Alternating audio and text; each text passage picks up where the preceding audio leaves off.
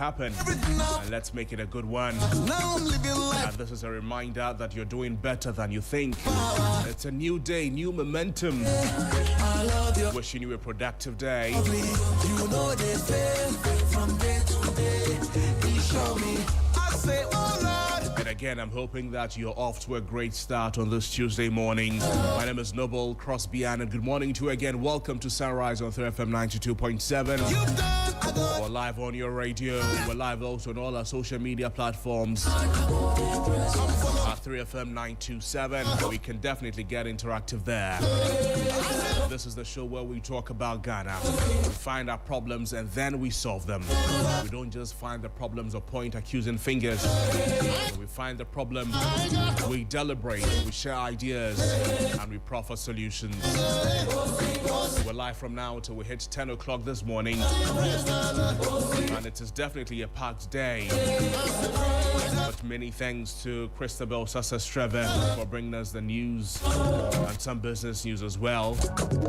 In just a moment, we'll attempt to get in touch with Felicity Afianyo from Ghana Met, so she updates us on what to expect for the rest of the day. We'll definitely get into the Community Voices segment today as well, because we'd love to hear from you and you tell us what is on your mind on our Community Voices segment.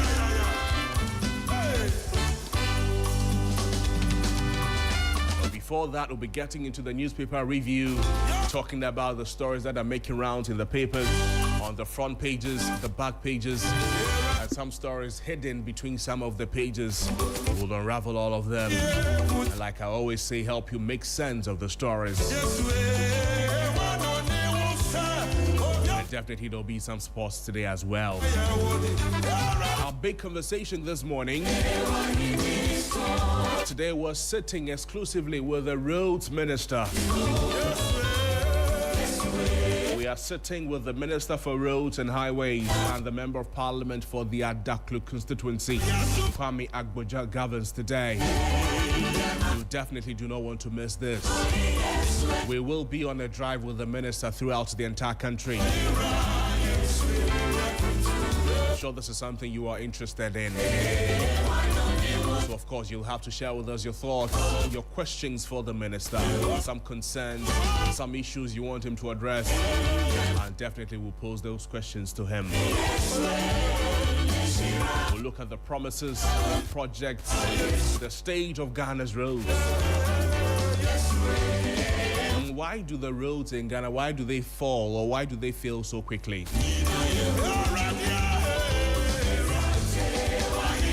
Talk about the payment of contractors, plans for major roads, the Tema motorway, the Kaswa Winiba road.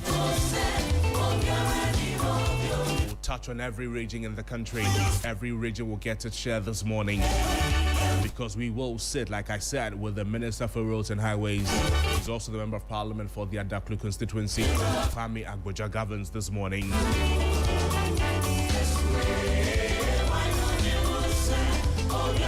So you'd want to stay with us on Sunrise on 3FM 92.7.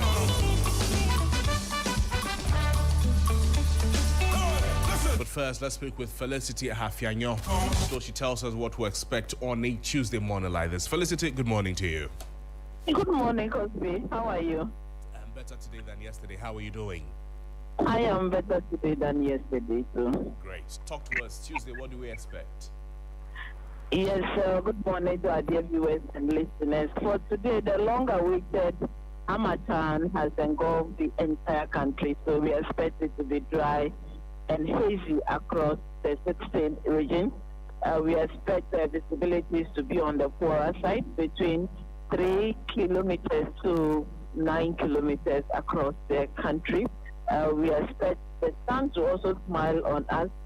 Temperatures will be around 37 for the north and the transition, 33, 35 for the coastal belt and the middle sector.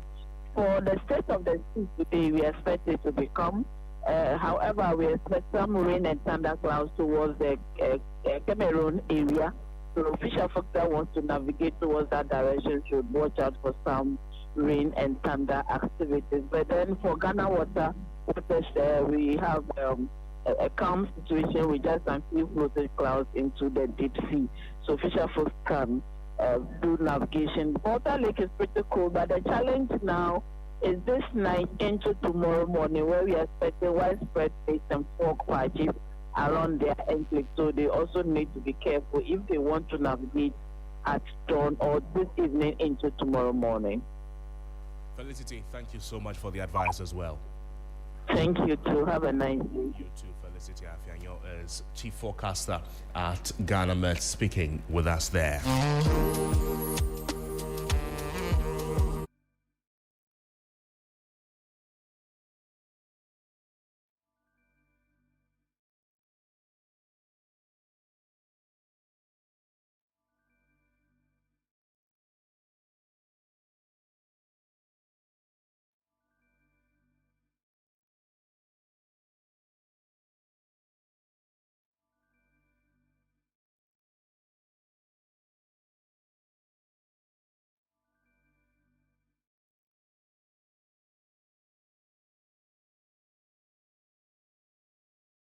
I want to share this with you, that we both know that life in Ghana is not easy. Things are expensive and opportunities, they do not always come quickly. Sometimes you're working very hard, but you still feel very stuck. But there are days that you feel tired and then you feel discouraged. And of course, there are moments that you think that are the efforts you're putting in place, are they worth it? The efforts you are putting in, do you think they are worth it? But this is the message for you this morning. Remember this, that you can make it. I want you to know that progress may be slow, but still it is progress. Progress may be very simple, but it's still progress. Every small step counts. All that matters is that you stay consistent, is that you learn, and that you keep going. If you do these, eventually things will change. You may not see how they are changing.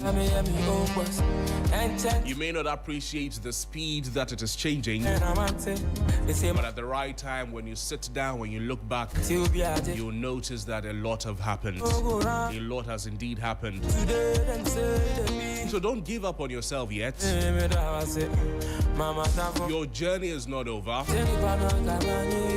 And you can definitely make it. This is a very small message for you, that it is possible and that you can make it. You don't need to give up on yourself. The journey is not over. When you feel stuck, you feel discouraged, and you wonder if the efforts are worth it, remember that you can make it. Remember that progress may be slow, but progress is still progress. Every small step counts. Like I said, if you stay consistent, if you learn and you keep going, eventually things will change. So do not give up on yourself. The journey is not over. Do not give up on yourself. You can definitely make it.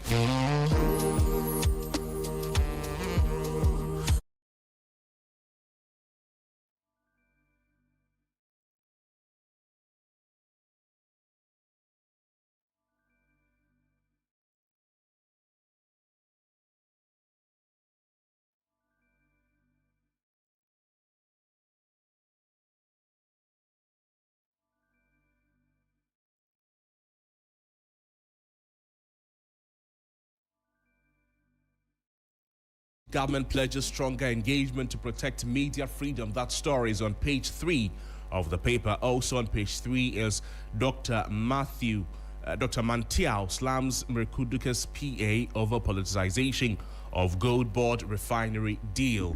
That story is on page 3 of the Catalyst newspaper. On the front page of the paper, stability is not the destination, it is the launch pad. I like that. Stability is not the destination, it is the launch pad. And that's coming from the governor of the central bank. Dr. Johnson Asiama, saying that stability is not the destination, it is the launch pad. We'll get to know the details shortly. Also, government deploys first batch of health workers to Antigua and Barbuda under the NDC Labour Export Pledge on page 10. Yesterday, a few health professionals left the shores of the country to Antigua and one other country as part of the NDC Labour Export Pledge. That story is on page 10 of the Catalyst newspaper.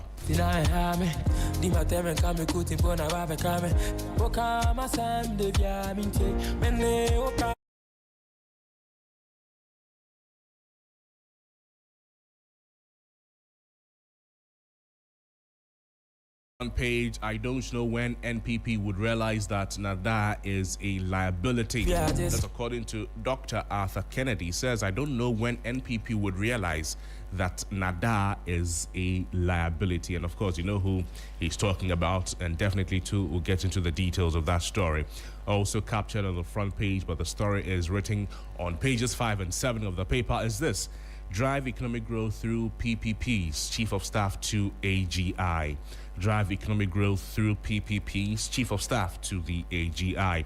Also, Mahama Yaruga announces plans to audit implementation of 1D, 1F policy. Mahama Yaruga announces plans to audit implementation of 1D, 1F policy. 280 cases of corruption are under investigation. That's according to Felix Kwachi Ofosu.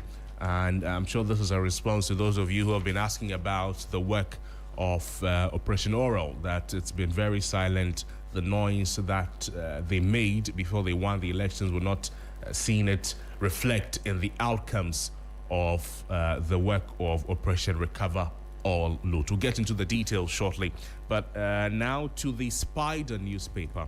And the front page says that NPP minority accuses Gold Board of failing Galamsey, cites $240 million loss in Gold for Reserves program. NPP minority accuses Gold Board of failing Galamsey and cites $240 million loss in Gold for Reserves program. If you remember, yesterday the minority in Parliament, led by Alexander Afenyon-Marking, they held a press conference, and then they made a few statements. We'll get to the details of all of those on Sunrise on 3FM 92.7. We'll do that this morning. Also on the front page of the Spider newspaper, Afenyon-Marking declares war on NDC. Parliament will no longer be your rubber stamp. That's on page 7. Afenyon-Marking declares war on NDC. Parliament will no longer be your rubber stamp. That's on page 7 of the paper. Ghana to host Global Medical Council's conference. Ghana to host Global Medical Council's conference, and that is on page 3 of the Spider newspaper. Gold price hits historic high, surges past $5,000 for the first time ever. Gold price hits historic high, surges past $5,000 for the first time ever. Also on the front page of the Spider newspaper, BOG unveils 4-pillar 2026 strategy. Focus on discipline, resilience, innovation, and media engagement. BOG unveils 4-pillar 2026 strategy. Focus on discipline, resilience, innovation, and then media engagement. These are the stories captured on the front page of the Spider newspaper. The back page has some sports. Morocco's king calls for African unity after African final clashes. Another unbelievable result. But what's different about Man United now? Some sports that the sports team will join us with all those details. In a moment, we'll get to some online portals, and then we'll look at the details of some of the stories.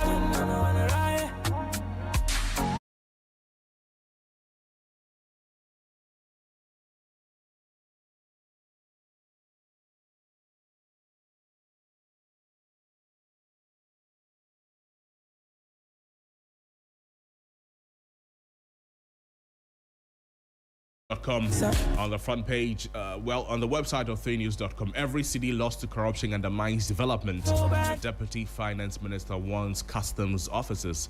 Every city lost to corruption undermines development. That's according to the Deputy Finance Minister as he warns customs officers. Popular today, Oforiatta extradition. I will only advise him when I have a full dossier on the matter. That's according to Mike Okwei. Professor Mike Okwei says he will only advise Ken Oforiatta or on the extradition matter if he has the full dossier on the matter. Also, NPP stalwarts sue political parties at Supreme Court over unconstitutional delegate system. NPP stalwarts are suing the political parties at Supreme Court over unconstitutional delegate system. Oforiatta's huge investment in the U.S. make government extradition requests complicated, according to Martin. These are some of the stories you'd see on 3news.com. You'll also see this, that Mahama Yariga announces plans to audit implementation of the 1D, 1F policy. You put Ghanaians through one of the most difficult periods in our history. Majority responds to minority. The majority says that you put Ghanaians through one of the most difficult periods in our history. The majority responds to the minority. ECOWAS approves guidelines for integration of traditional medicine in health systems. Some good news there. ECOWAS approves guidelines for integration of traditional medicine in health systems. These are some of the stories and a lot more, of course, that you'd find on 3news.com. 3news.com is also reporting this. I don't know when NPP would realize that Nana Addo Dankwa Akufo-Addo is a liability after Kennedy on NPP's rebuilding efforts.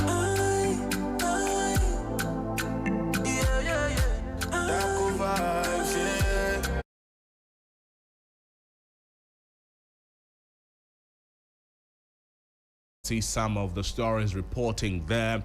One dead, several injured in violent youth clash at Winneba.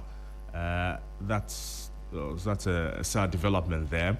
Also on City Newsroom, another fire hits Kumasi as Blaze and Gauss. Angoma Market Finance Ministry warns against sabotage of AI-driven customs system. Ghana US deepen maritime cooperation after Philadelphia port talks. Canadian Japan has urgency to fix Ghana's problems, according to Kweku Kwateng. Bawumia is NPP's strongest choice for 2028, Abu Jinapo is saying. And on the NPP race, we need each other post January 31, Salam Mustafa says. Ignore failed NPP minority. NDC majority tells Ghanaians. Ignore failed NPP minority. NDC majority tells Ghanaians. Also captured on citynewsroom.com. Chief Justice proposes special courts to tackle galamsey and park infractions. Chief Justice proposes special courts to tackle galamsey as well as park infractions. In the Ashanti region, National Security arrests 16 drivers for charging illegal fares. Why me a no big brother, man? I know they deserve your blessings.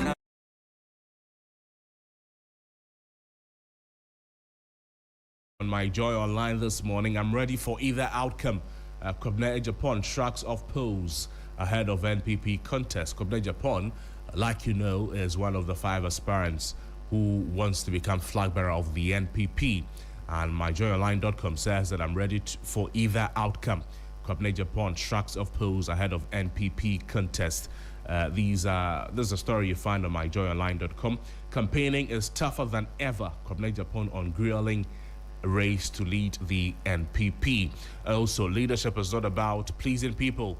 And Mwabing warns Mahama on cost of being too nice. Leadership is not about pleasing people. And Mwabing warns Mahama on cost of being too nice. You must be ready to sack people. Mwabing says accountability, not affection, builds nations. Without a strong judiciary, nothing works. Mwabing says Ghana's last hope is institutional power. Bless me, Oluwa,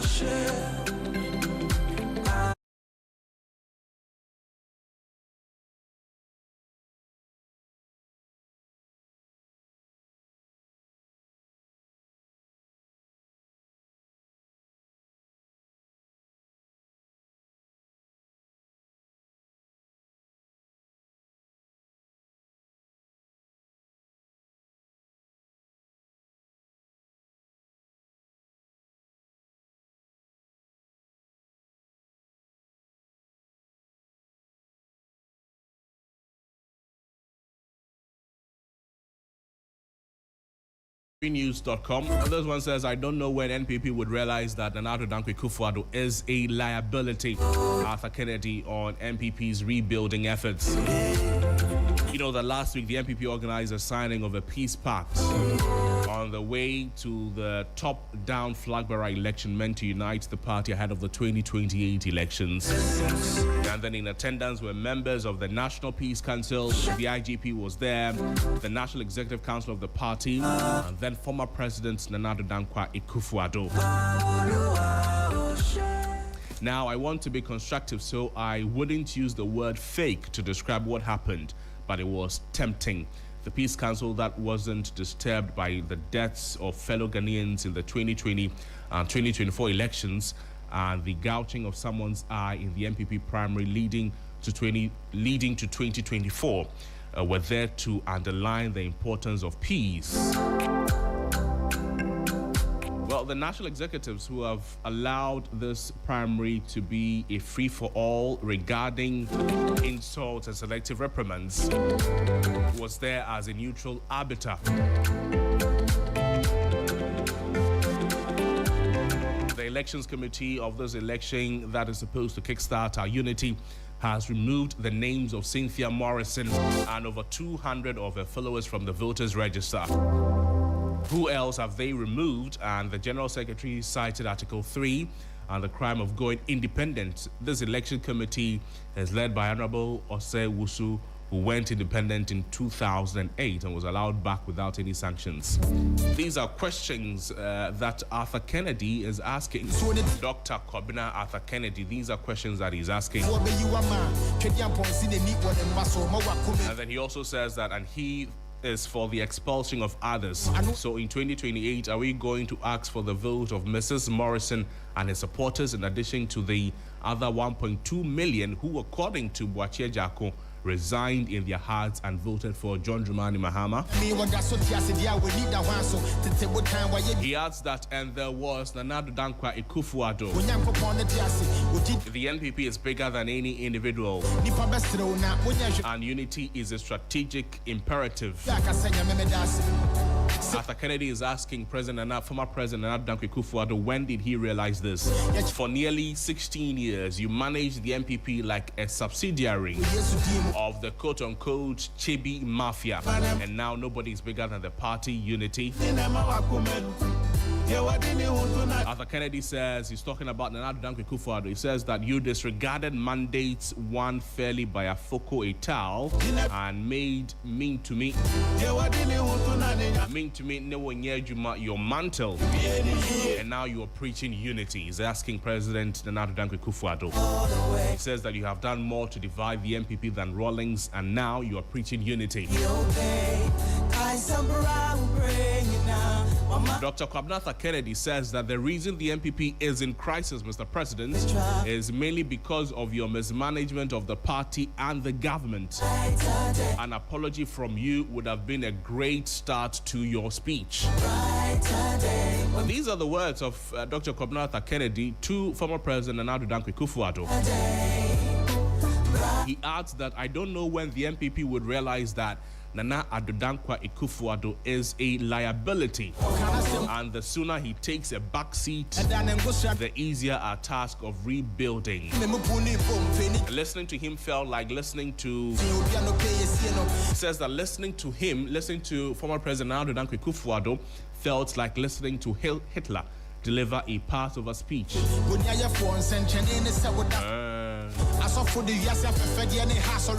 Visit 3news.com and you read the details for yourselves. But these are just excerpts of an article written by Dr. Kwabena Arthur Kennedy himself.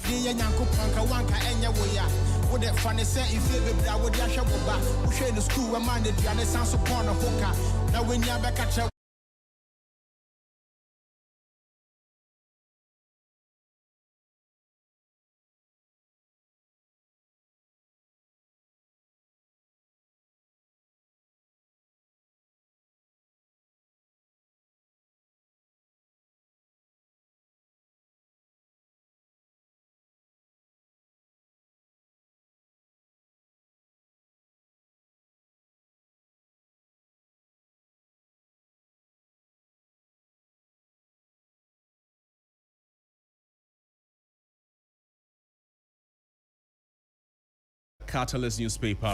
He says that stability is not the destination. It is the launch pad.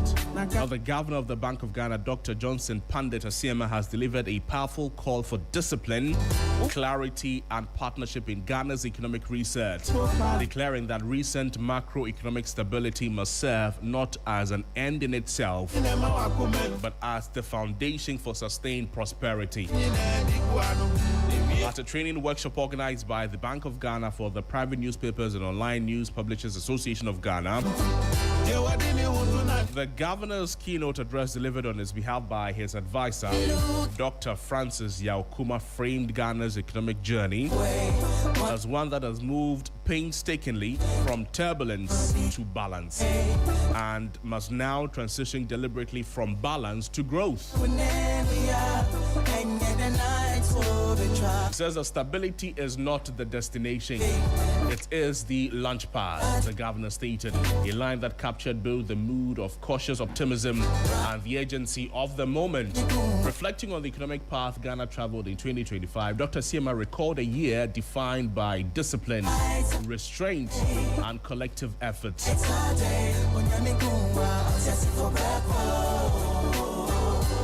He says that yet it was clear that stability, however, was welcome. It is only the starting point. And according to the governor, Ghana stands at a pivotal moment, and the immediate fires have been contained, but the deeper work of resetting expectations, institutions, and behaviors must now take center stage.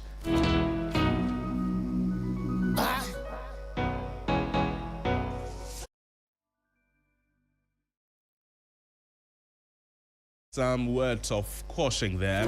The stability is not the destination. Although at the moment we look very stable, we look very fine. It says that is not the destination. We're not sleeping on where we've gotten to. There's still a lot more to do. It is only a launch pad. And a launch pad means something you stand on to go further, to go higher.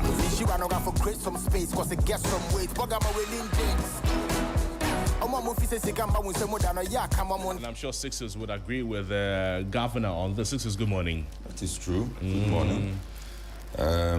We are only launching from wherever we are. It's a springboard. Let me add another word. Supposed to provide the ground upon which to spring into greatness, to spring into development, growth. So it shouldn't be the end in itself. The fact that stability is attained or maintained should encourage more businesses to come up and grow, encourage the existing businesses to take on more, employ more, expand and employ more, and also for those who come out of school and are looking for the jobs, not getting the jobs, for them to also be able to think outside the box and set up something or some things for themselves.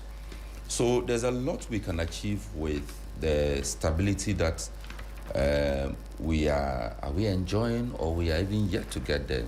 Or we are experiencing. We are experiencing. If you know that your dollar is up against, your CD is up against the dollar this much, or the pound this much, or the euro this much, then it encourages you, for those who want to go into the import-export businesses, and it helps you project that you need this amount to be able to start your business, and you need this amount to be able to expand.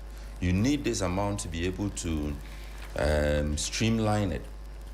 But absent that, then there's what we saw 2 years or so ago, that you go to buy an item, they tell you that the item is 5 cedis, meanwhile you have 2 cedis.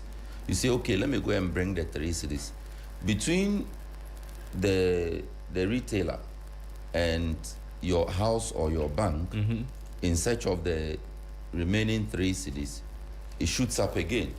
So you get back and they tell you that, oh, now it is Seven seven cities. cities. So you need an additional 2 cities to add to the 3 cities that you were initially looking for. You go and look for that money, you come back, it has gone up again. There was a shop Exactly. on Legon like that. They called it Zimbabwe. Zimbabwe. Yes. There was a shop on the Legon campus some years ago. You go there, you're buying water. Oh, you left your money in your car. You're going to bring it. You come back now, the price has increased. But I mean, what you're saying is true. It wasn't pleasant, especially for those of us who were looking for car parts. We suffered this the most. And the spare parts dealers use that to really torment our lives. We are hoping that with the stability that we are experiencing now, I'm not sure we are there yet. I am no economist.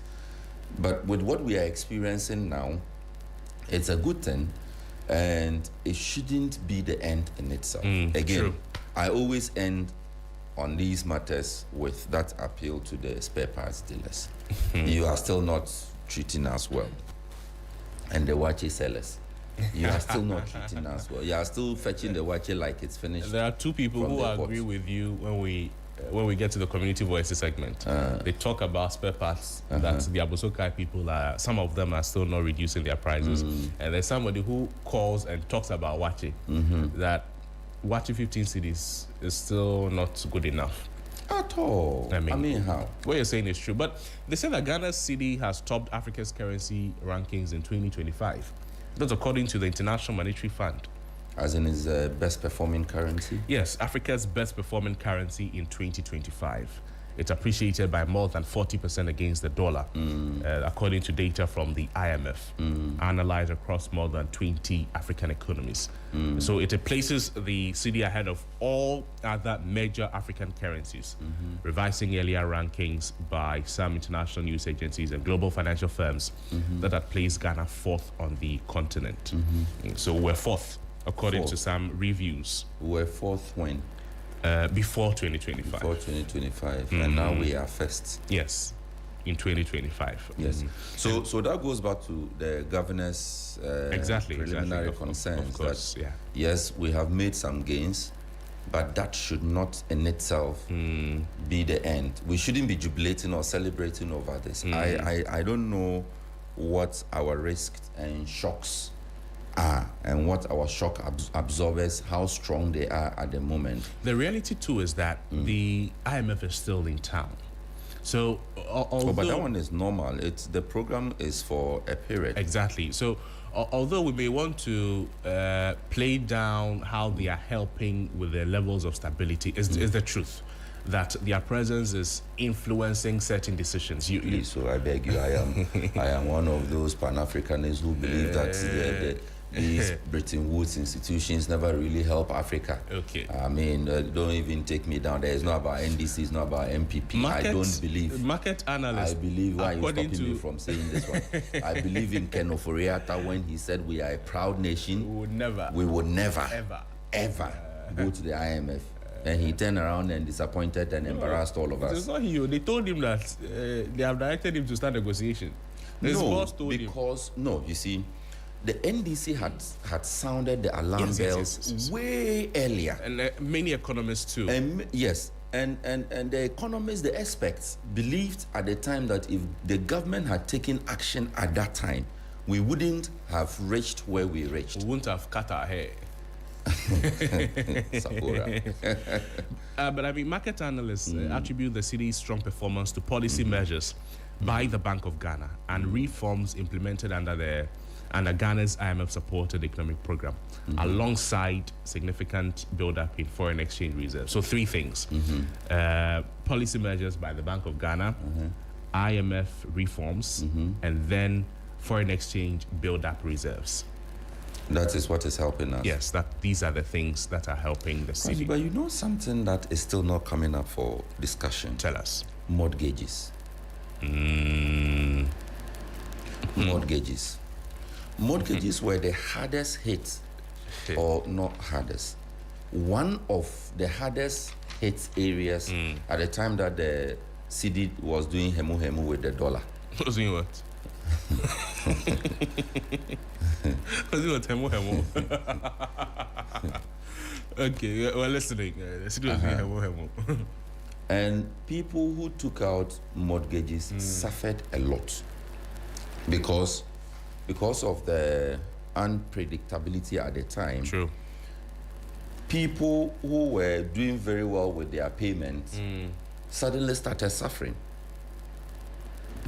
Suddenly.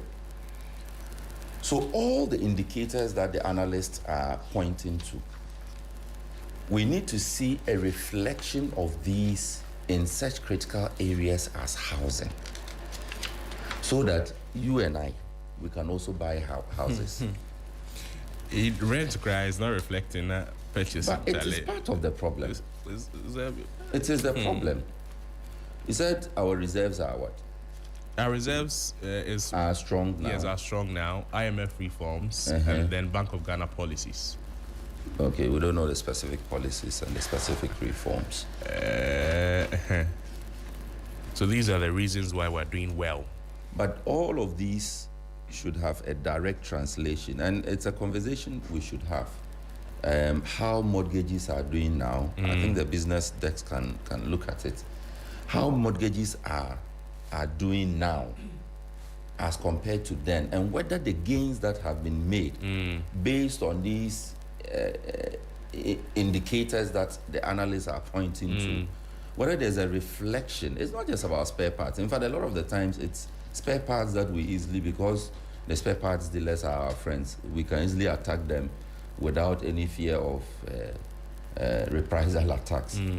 But there are other critical sectors as housing that must also begin to reflect the gains that have been made.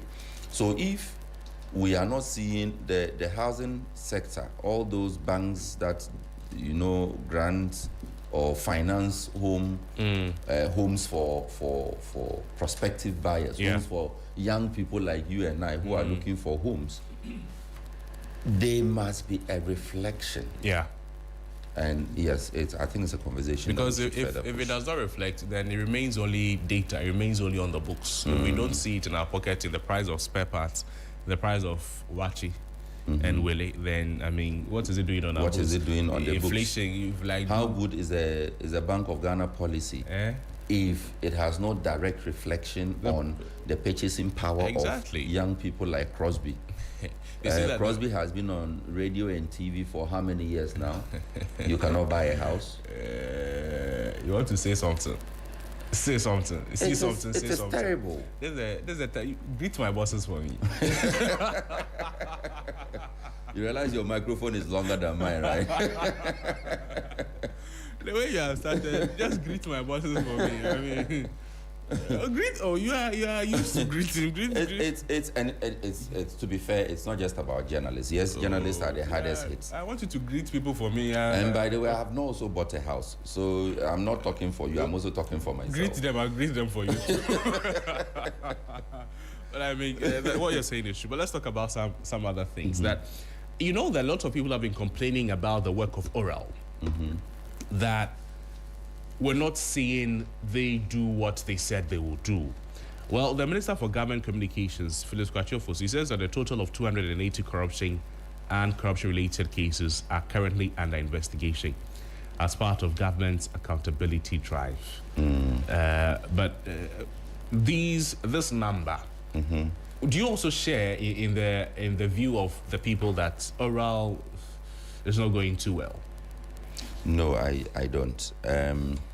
I think I've had this conversation with Helen and Johnny in the early hours of Oral. You see, the information that the Ablakwa committee gathered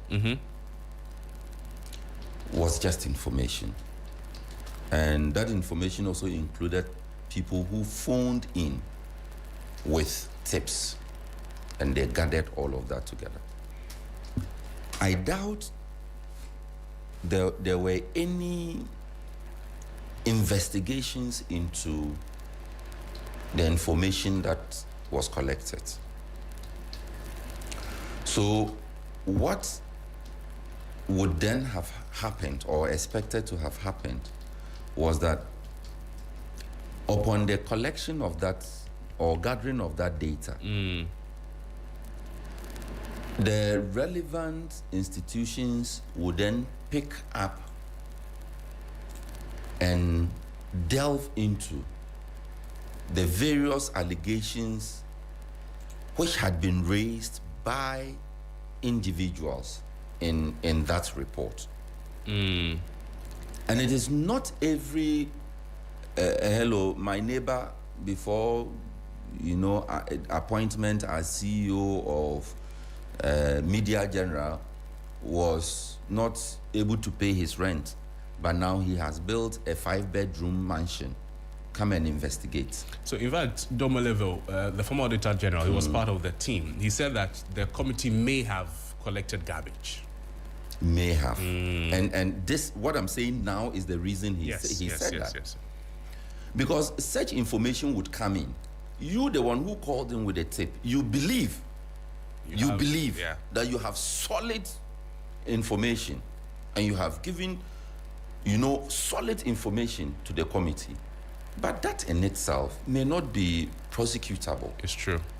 So the committee, the if you like, the Attorney General's department would then pick up this your neighbor's story that you have called in with and go into the neighbor's life, if you like.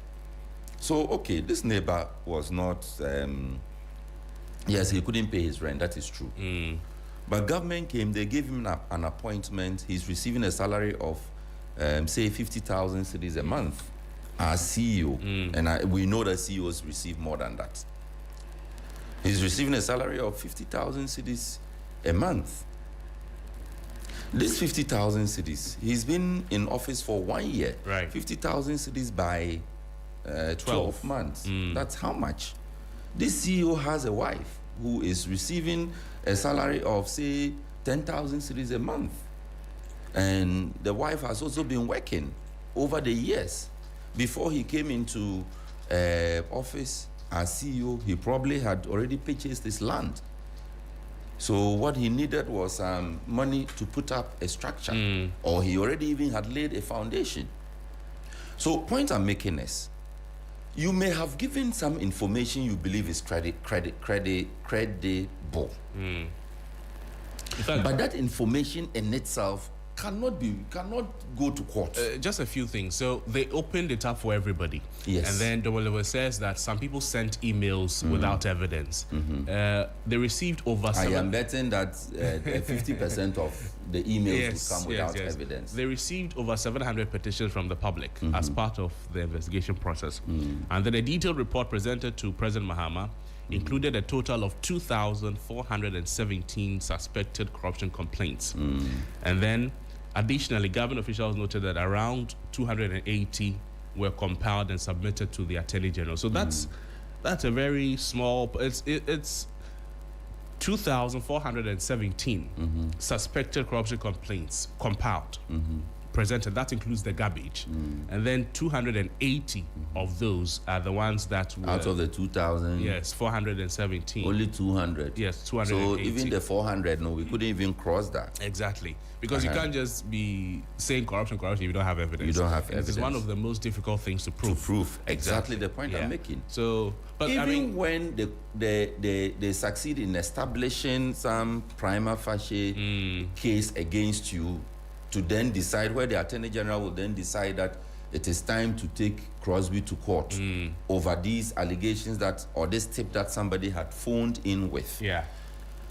The court process itself does not take 1 year. We never finish one case in 1 year. We never do as a country. One case can go through our court system for years. So look, people are eager to see, in quote, some action, but not when we are dealing with the court. When you are dealing with the court, you cannot see some action like that. And in fact, the advocacy some of us made was that, you see the committee, you see Oral, it should have continued. Oral should have continued, gone further ahead to do the sieving The sieving. So with all the phone-ins, the emails, somebody will just phone in and say, my neighbor used to work. Now he has 5 cars. He was operations at Jubilee House. I don't know who was operations at Jubilee. Please, it's just an example. It's just an example. We understand that. He was operations at Jubilee House. So it is not possible that in the 8 years he could have bought 5 Civics. So come and investigate him. The committee could probably have been given the mandate with the legal backing, to do the sieving of all these tips that came in, to then come down to a number of prosecutable allegations. I get what you're saying. And Felix is explaining that it's not as though nothing is happening. He says something is definitely over happening. 100 people have been invited for questioning. Some have been arrested, others detained for varying periods. Some granted bail. And a number of them are already before the courts. He added that over 20 of the cases have reached an advanced stage, with dockets nearly completed and ready for prosecution. But he added this, that once the cases are filed in court, control over the timelines, it shifts entirely to the judiciary. So the truth is that something is ongoing. But another truth too is that we expect more. The other truth also is that the process in itself is slow. Yes, not because President Mahama wants it to be slow. We get it. Not because the Leonard Dominic Ayene wants it to be slow. True. Not because the oral committee wants it to be slow. That is how our process is. It's a bigger problem. So you are making three truths are existing. Yes. Something is happening. Yes. The process itself is slow. Another truth is we want more. We want more. Yes. But your more that you want, no. Please. Unfortunately. We want our own. Keep your truth. We are keeping our own. Your more that you want, no. Unfortunately for you, your more you would have to hasten slowly in your expectations. We want our want. You cannot. Anyways, I didn't get your thoughts on this. That Dr. Kwabena Kennedy. Yeah. Yes. He says that former President Akufo-Addo, is the MPP's biggest problem, and that even he should have started his talk at the Peace Pact signing with an apology. I don't know what you make of it. They say if the frog and now what comes out of the water to say that when they were saying it, I was not there. You were not there, song. Okay, so we all know what they say. They say it's in a certain way. I think it's she. It's just a momochiche free. So I say we can't say then chemewua. So I was also not there when the three people said it. So what you say now? You know that, don't. Hey, and I don't know how my people say it. I seem to have forgotten. Please send me a text. How do we say it in our language? But how would they write your language on WhatsApp? Do you have keyboard for your language? Yeah. My language is one of the examinable languages. Don't do this to yourself. Oh, no. I mean keyboard. The letters in your language. Yes. Is it on the regular keyboard? Yes. Okay. Are the 3 alphabets on the regular keyboard? You can download it. So why are you asking this one?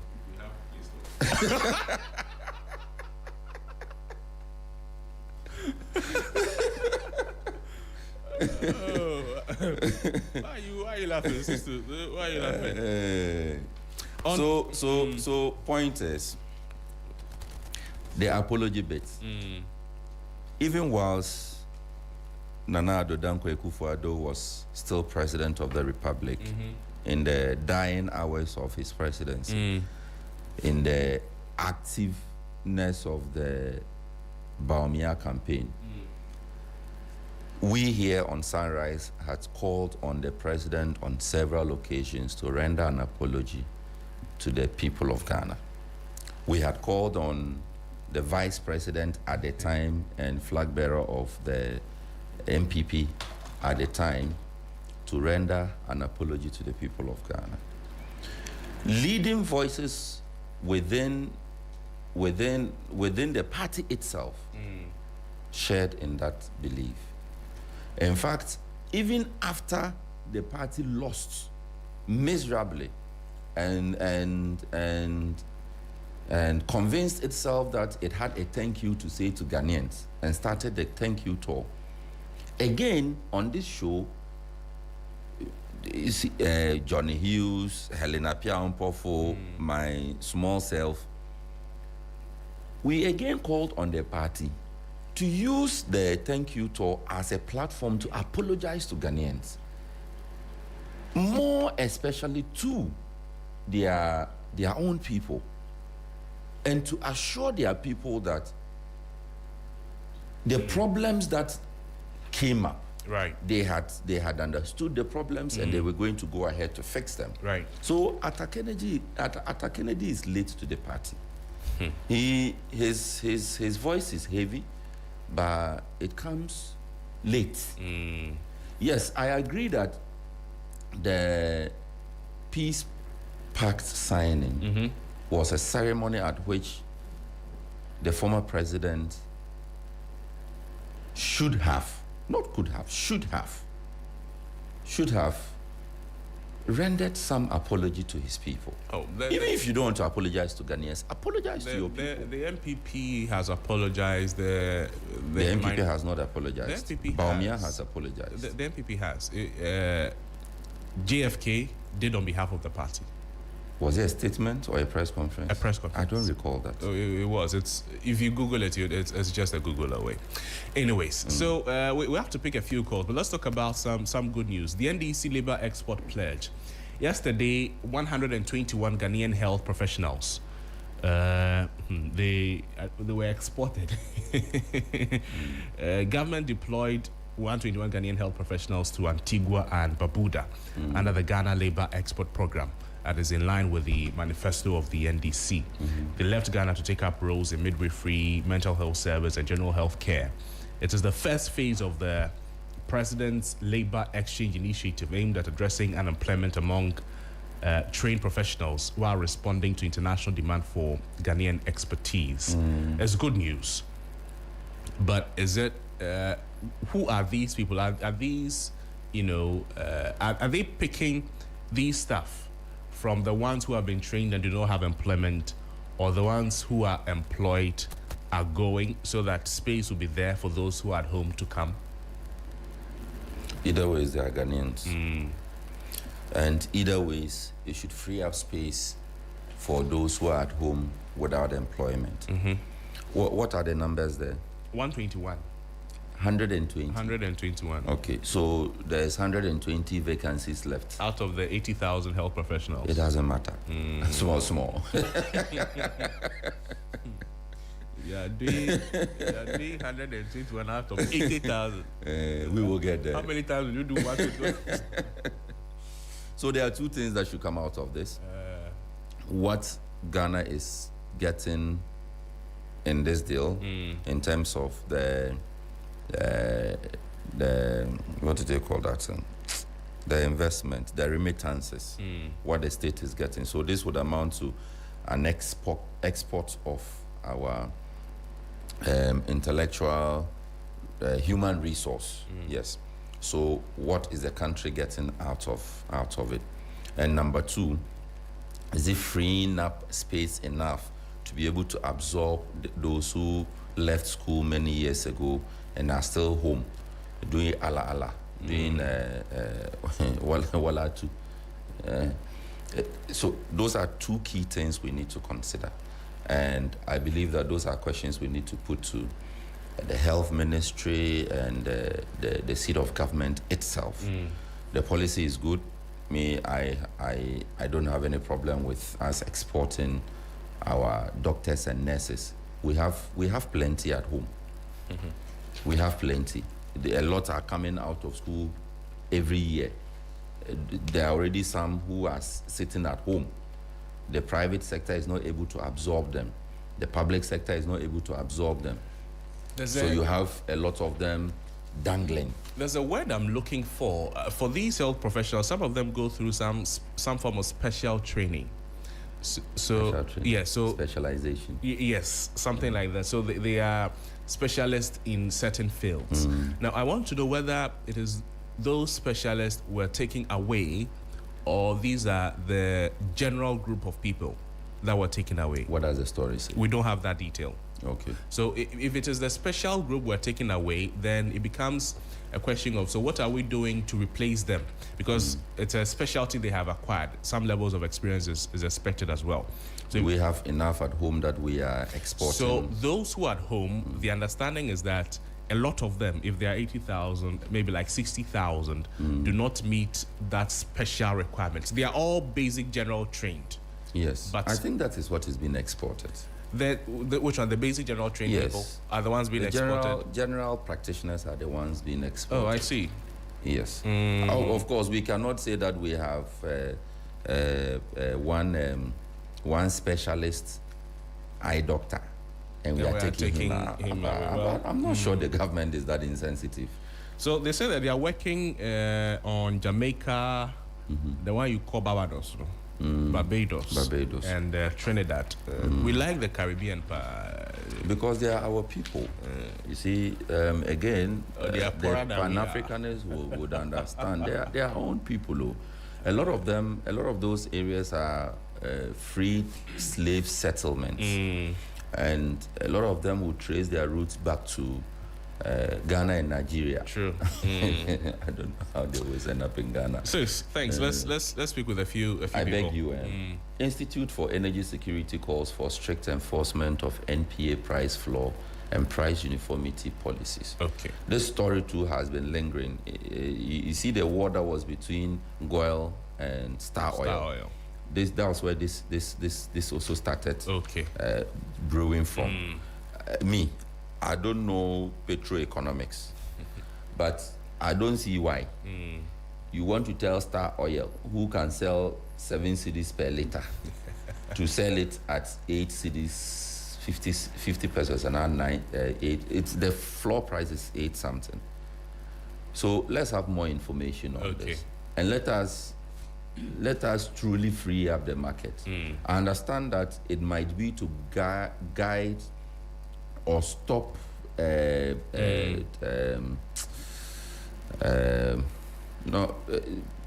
fuel people from cutting corners, because the person wants to sell cheap, he will mix the fuel with other things, right, and then to get more to be able to sell to you. I can understand that part, but there should also be a reason why, if the company can sell below the floor price, it should be. Of course. Again, it's a conversation that we will have. Thank you.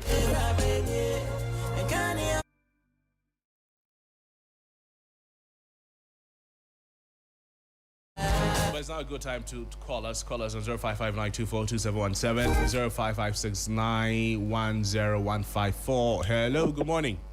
Good morning. I'm fine, thank you. How are you? Namia Abdum, the word is Obutantin. Great. Talk to us.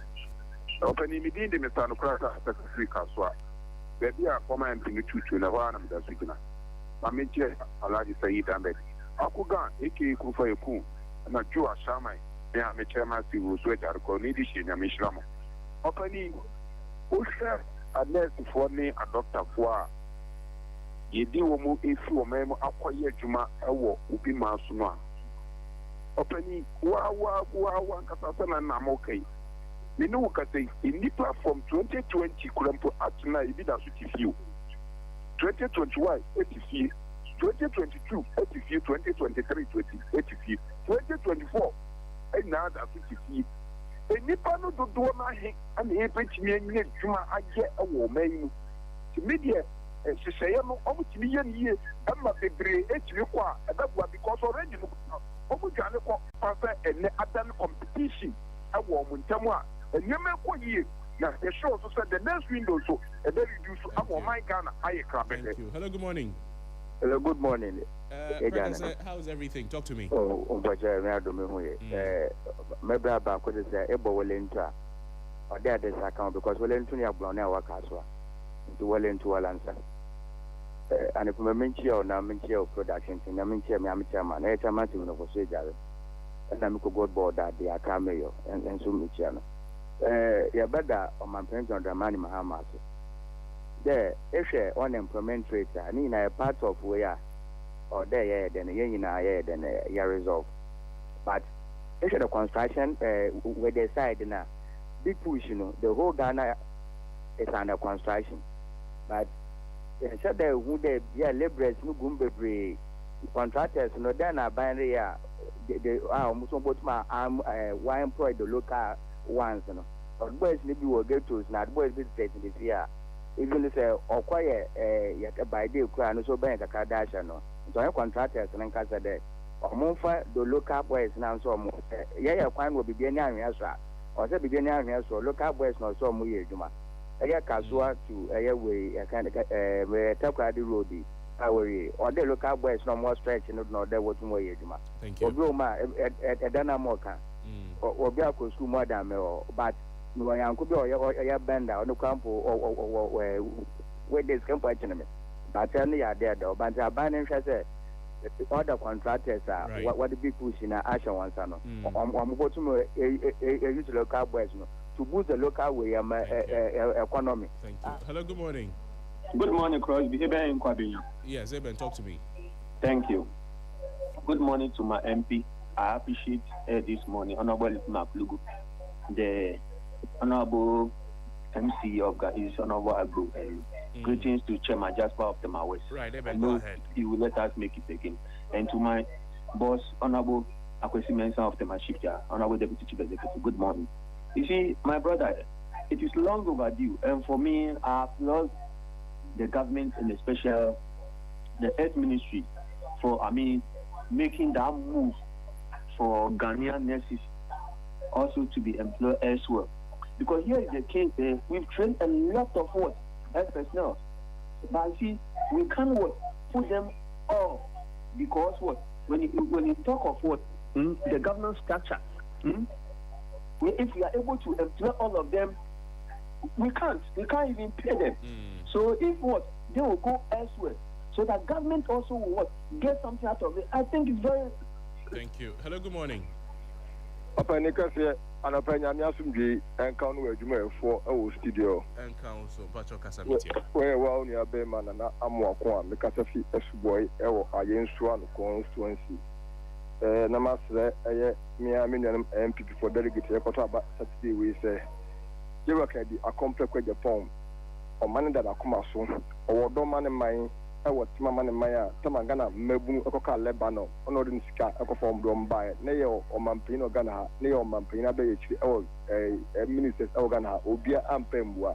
The only politician, Ordinary Ska, $6 million, AC Cardio Center, at the Acha, Mangana, a home for Swan, a document capacity, a Toma Ban on the Belma Pelgana, since the Gana Mebu Jumai. Thank you. Happening when you're the first timer, I find the nurses, Echo Amanone, Akoya Juma. Na omananya so mfaso when your first time ebisi da ye rekufado amamum ye the next for akọ Barbados omam koye adwuma ho enti we nya de se bo abana de se bo ye kacha abana se agenda 111 na the past government nesia o si wie ye no omoni so obesi na nurses ne doctors no motifie no ebenye ba bia akọ koye adwuma na omonsa akọ na omuntimi go fia de efa metrafie ema omsa be ye bed ema obu because make say me bati ya we na tia otifie onya ye dimi post to there. Thank you. Hello, good morning. Good morning, my brother. Yes, sir. Papa, how are you? I'm fine, my brother. And you too? I'm fine, thank you. Talk and to the me. team? Yeah, we thank God. My brother, see,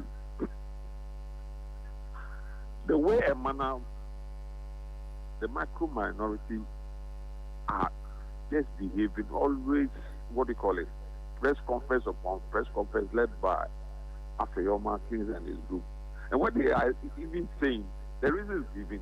When you look at what happened under their misrule, the 8 years horrible rule, and they kept youth, you can see clear hypocrisy that they are exhibiting.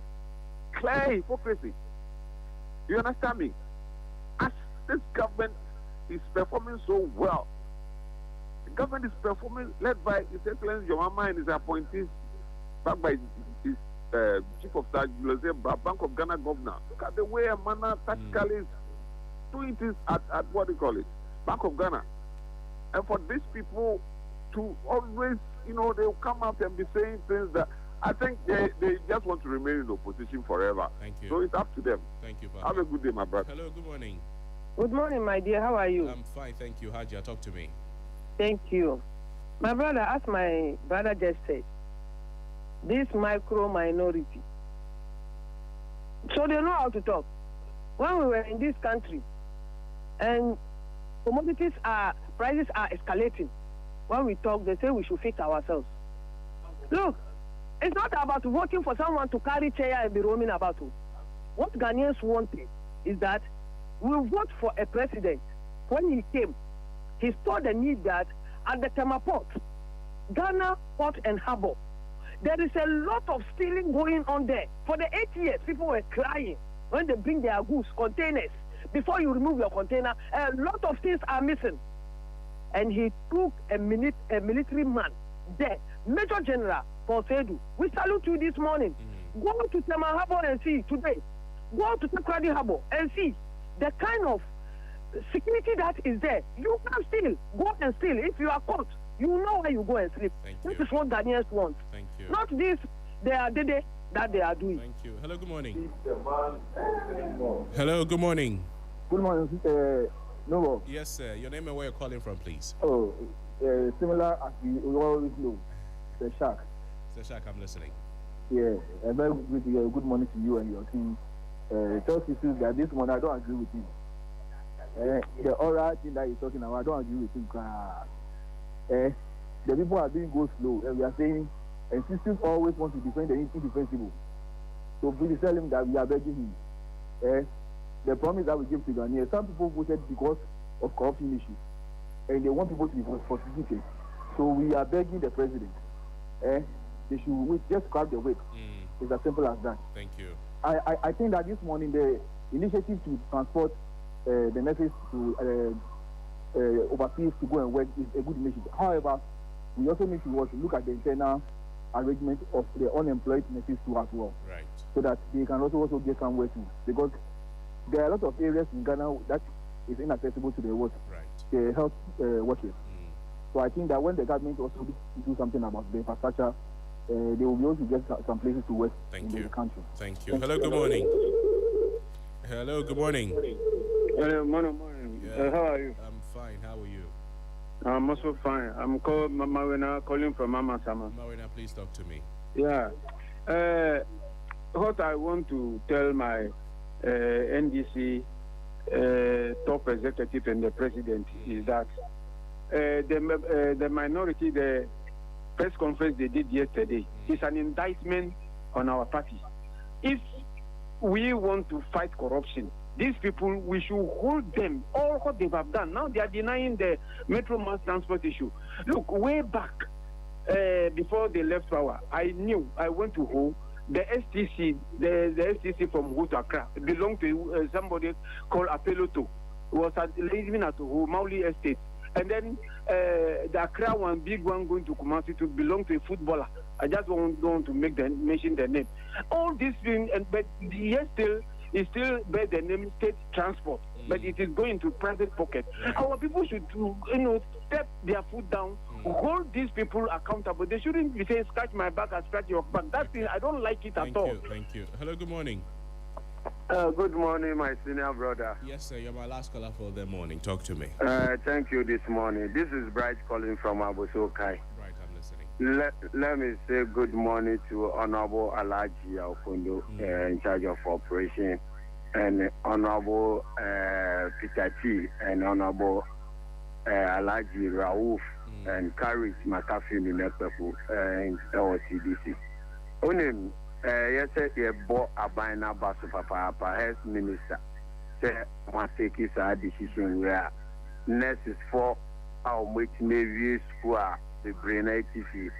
I see I did be more echo now Mako Yejuma because my sister since 2021 we nurses school still out if I am employee and she say akonya ba na ba na yes she say e be mo nkwa amano ni enko Yejuma o na ntimi embo a e adipa e say e bo mo abaso na mo nkoso a employee nurses for bebre na and now omutifia omunye ejuma enye no. Let's say Adebi Koso Ewo circle over bridge in Asia. That prevents bridge here. Yes, she share or bridge in Asia no. Boys here or Mudida did a bridge in Asia no. S38 to prevent bridge no. baako ube nwa na omo tutu ni ne edi efiri ho enti yesre authority ni say enimeni ya omunko na omunhwe na omun stop sa de na ekoso no enye sa ebe ma sa ho no mu no aye tantan papa with that say why keep carrying sweet.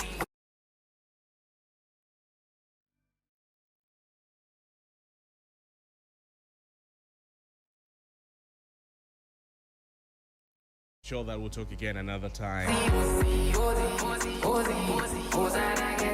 Remember to invite your friends to join us on the conversation with the Roads and Highways Minister. Send us your questions as well. Sports news. Well, sports update is up next with Mutala. Mutala, good morning. What do you have for us today? Good morning. Nothing much except showing you speed.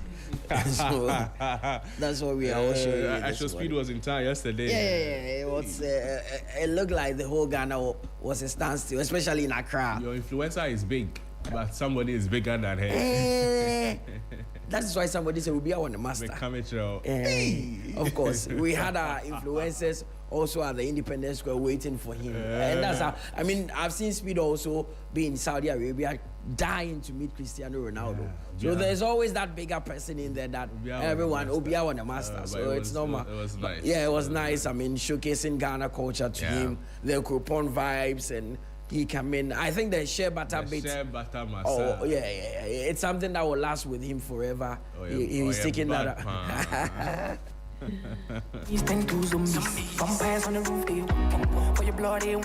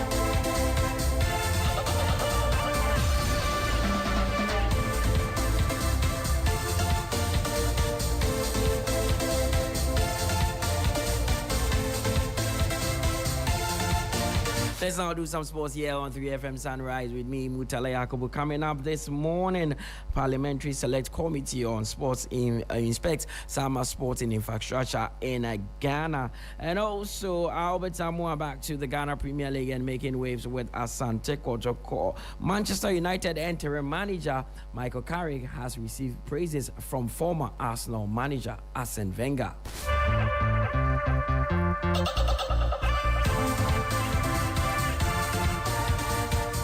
Let's now settle for the details and begin from the local front. As part of Parliament's oversight responsibility to regulate and inspect state-owned facilities and ensure public resources are properly managed, a 17-member Parliamentary Select Committee on Youth and Sport has embarked on an inspection tour of key sporting infrastructures.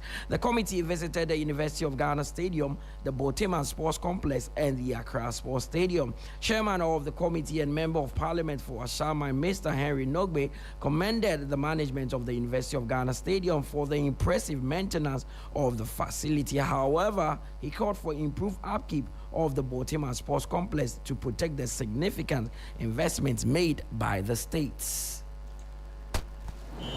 So far, so good. Generally, at Boteman, it was an eyesore. What we saw at Boteman is something that we need to work on. The facility that costs over $140 million is left for rodents and other reptiles. The place in a messy state. No caretaker, no management, and everything look bizarre when you go to the Boteman. And it's something that we need to do. And after here, we're going to prepare a report on it and see how best we can ameliorate that particular situation at that place. When we went to the Legon Sports Complex, I think so far so good. They are doing very well. The management and everything is on point, and I think it's because that facility is being managed by the University of Ghana itself, and so they have done a lot of things that we admire, we applaud them off.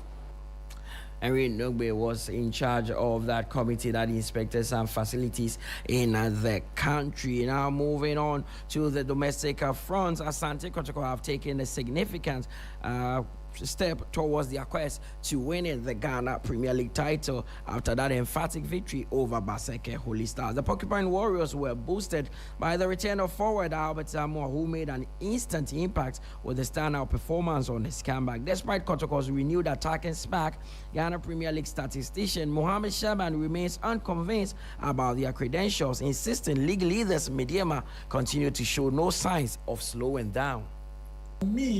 Kotoko winning the league is about 30% chance, depending on what Mediama SC will do. 35-43 points.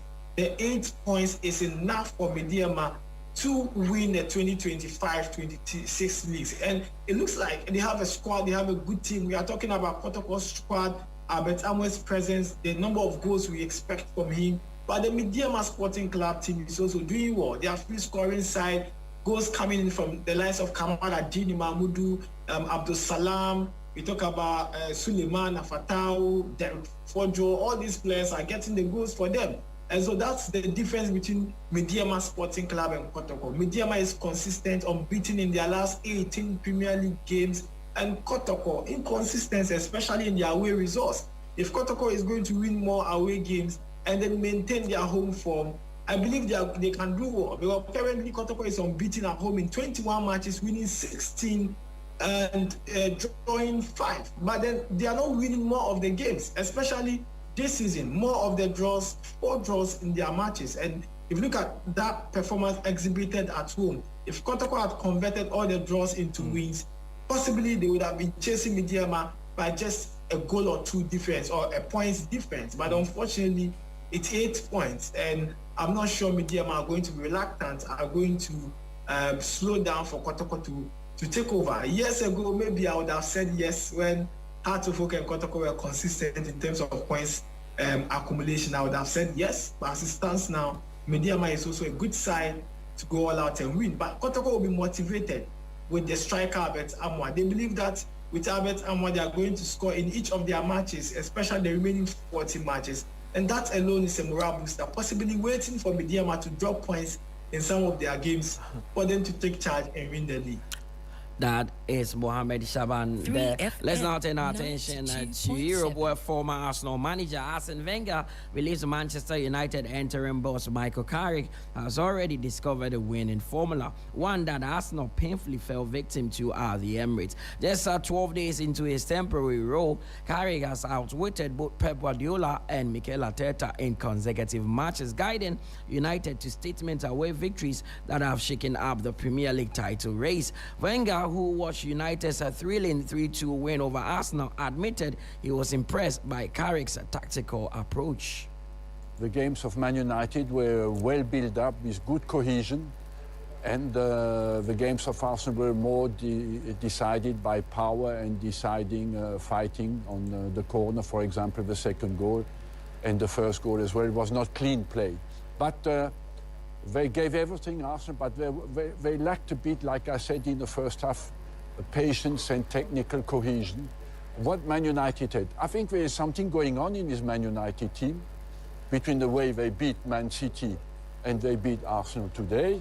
And the way they played was very convincing. And as well, when Arsenal come back to 2-2, usually it's the home team who wins the game. And they found again the resources to score the third goal and to win 3-2 away from home in a top-level game. So I must congratulate Carrick. He has created something.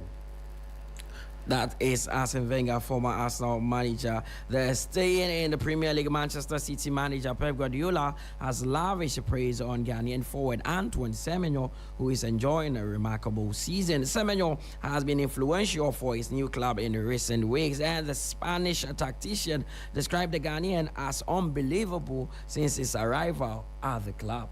Antoine came with an incredible energy, then you know the numbers. Strikers is question assists, numbers. And since arrived, Antoine is unbelievable. So make a good goal, have another, but good looks easy, but the control is perfect.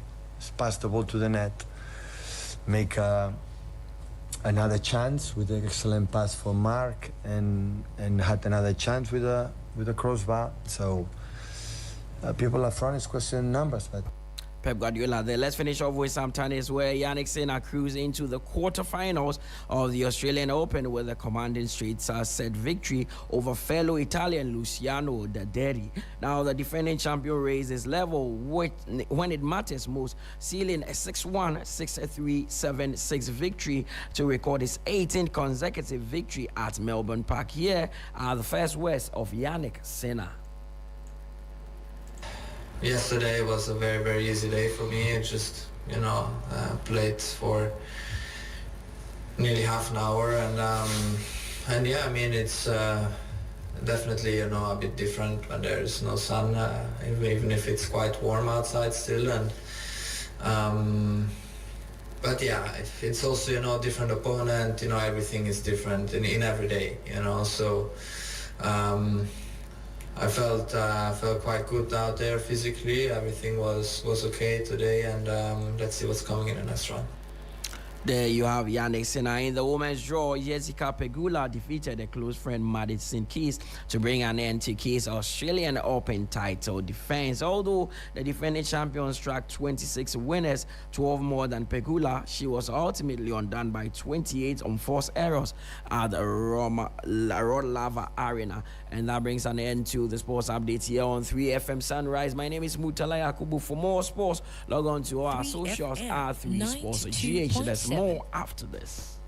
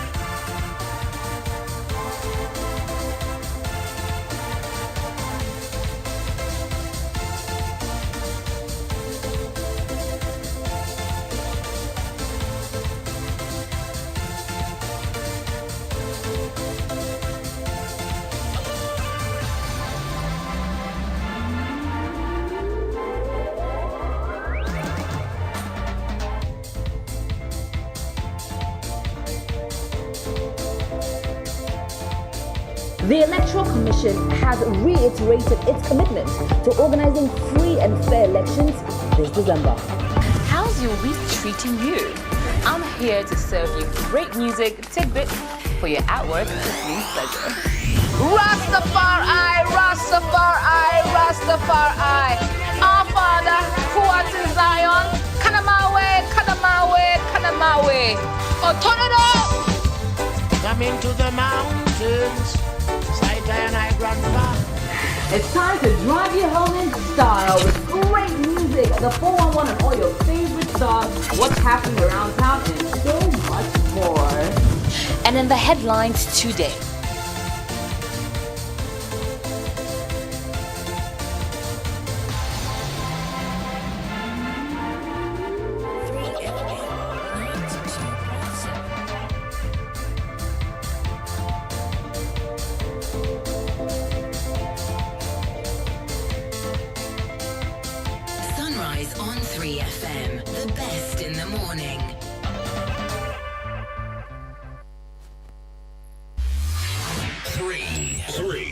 3FM. Your finest tunes in sync with a soothing voice. 3 Lounge with AJ. Are you tired of the same old routine? Need a break from the stress?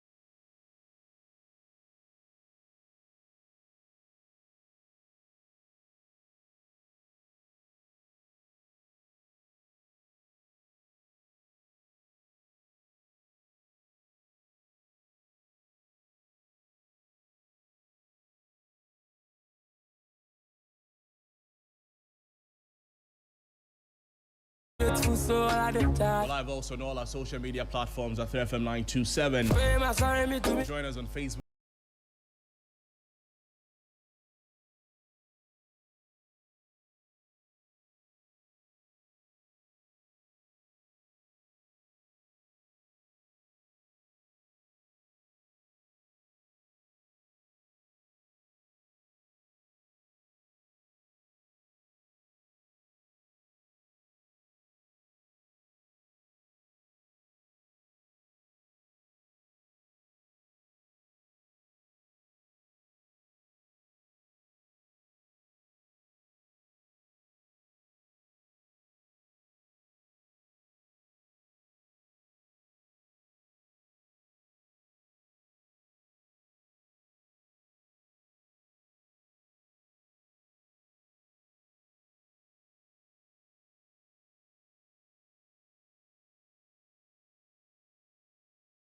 Good morning to you. You're welcome to 3FM. You're welcome to Sunrise. Good morning. Good morning to you. Good to see you. Happy New Year. Happy New Year to you. How has 2026 been so far? It's been by the grace of God, and so far, His grace and mercy abound. But how do you balance life as a minister and a member of parliament? It has been part of our constitutional architecture, so I'm not the only person who people far ahead of me have been able to balance it. So basically, my primary responsibility is to the people who elected me as a member of parliament, to work with them to address their issues. So I never lose sight of that. For instance, last weekend I was in the constituency working with my chiefs to hand over a traditional council hall built to facilitate the work of the Adatu Traditional Council led by the Paramount Toby Bubiacha. So yes, we are on, and I have a DC who is always there, who is always coordinating with me and other opinion leaders. So it makes it easier to keep the coordination and still focus. Because the roads ministry is a big ministry. A lot of things, you're overseeing a lot of things. So sometimes it can be overwhelming, can't it? Doesn't it? No, it's obviously a challenge. Okay. But it's a challenge that with discipline and dedication, you should be able to navigate. The reason you call it big is because we are at a stage where if almost everywhere you go to, people are asking for an improvement of the road near them. And if you listen to the president, who I serve, he will tell you during the campaign, every palace, every church, every mosque, every market he visits, people keep talking about, please, if you will not do anything, please fix our roads. So, yeah. It's an honor to us to be able to do something to improve, and he's committing a lot of resources and time today. So I'm happy to be his lieutenant to oversee the implementation of his vision to improving the roads in our country. You spent close to 10 years on the Roads Committee in Parliament, from ranking vice chair at a point to the ranking on the committee. You have a lot of experience on the committee, but transitioning from committee work now to heading the ministry itself, how different was it? Well, yes, I started as a member of the committee, and then the vice chair when President Mahama was president the first time, and then we lost the election, and I became the minority spokesperson on road and transport, that is ranking, until I became the chief whip of the minority side. Yes, the difference is not much. The difference you will say is that when you are ranking, you're supposed to constructively look at things and caution government or have an alternative view of how things should be. And the best way to do this so that when you transition to become government, you don't look like somebody who is flip-flopping, is to have a principle. So if you go to the Hansards of Parliament, you realize that I have probably been a supporter or an advocate for the same things we are doing here in government. You've been consistent. Exactly. I supported every single infrastructure initiative by government. Whenever we raise concerns, it is raised genuinely, and in almost all the cases, we've been vindicated as to why government's path on that issue was not the right one. So it is about living with a principle. So if you live by a principle, it wouldn't matter whether you are in government even or if you are in the opposition. positions change, it's still the same principles you're working with. Everybody can see your line of thought in it, the way you do your things. I see. And Honorable, I'm sure you'd understand that because it's your first time here, we'll start with some, soft ways before we get into the hard conversations. I wonder what the hard one would be. But you've been at the ministry for a while now, not very long, but for a while. How has the experience been?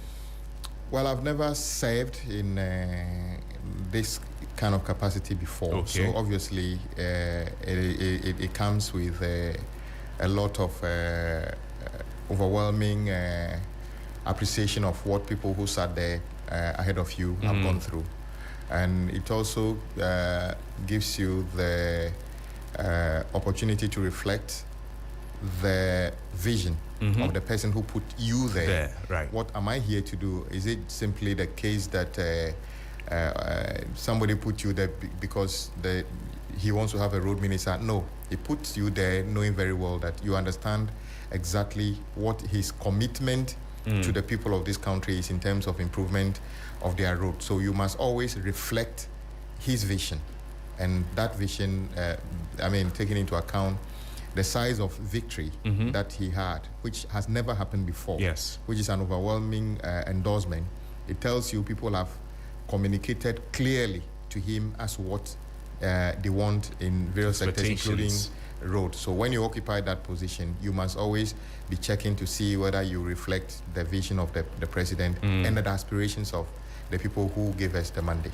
So what did you meet on the ground when you went into the ministry? First day you were named as minister. The first day you went into that office, what came before you? What was your reaction?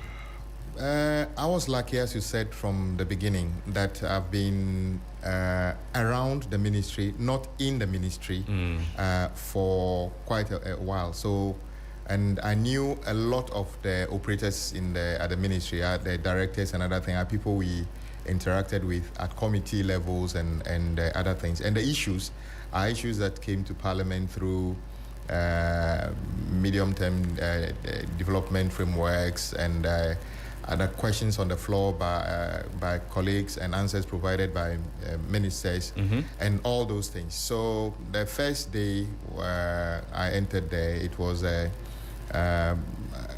situation of, you are supposed to have a different way of handling things instead of basically stating your views about how things should be and shouldn't be. Now you're supposed to be a doer. Yes, it's supposed to be a doer of those things. It is in your hands. Exactly. Do what you said we should do. And then also quickly get into a position where you now need to manage people and manage what you are inheriting. And fortunately also, I had opportunity to serve on the president's transition team on infrastructure relating to roads. So some of the things I saw at the transition obviously look like they were carefully put together, because that couldn't be all the picture chart that we should see. So when they're trying to first of all make sense of that, the biggest or two biggest issues were the volume of projects. That is the number of projects awarded. Obviously at transition, the communication was about 110 billion cedis worth of projects awarded, and of which as of 2024 we all saw that 99% of contractors were not even on site. They packed out of site because the raise certificates were not paid and the government was in a mess in terms of the economy and other things. And the debt left, that is works done and unpaid for. So those are the biggest thing to restructure. And then the sentiment of Ghanaians that the road ministry appears to be a ministry that consumes a lot of public funds and have little to show for it. So when they hear we owe 40 billion, they said, so what did we spend the money on? So the first thing I decided to do was to go around the 16 regions myself to see, so that it's not as if somebody is telling you, you're reporting something. We took time, went to all the places, and then to follow up on all the promises the president made, at what locations and what did he promise, before we begin to formulate solutions to some of them. So far, that is how we tackled the task that we came to meet. So with what you came to meet and the current state of our roads, honestly, what is the current state of Ghana's roads now since you took over? It's been, I can categorize it into sections. The biggest players are the contractors and suppliers.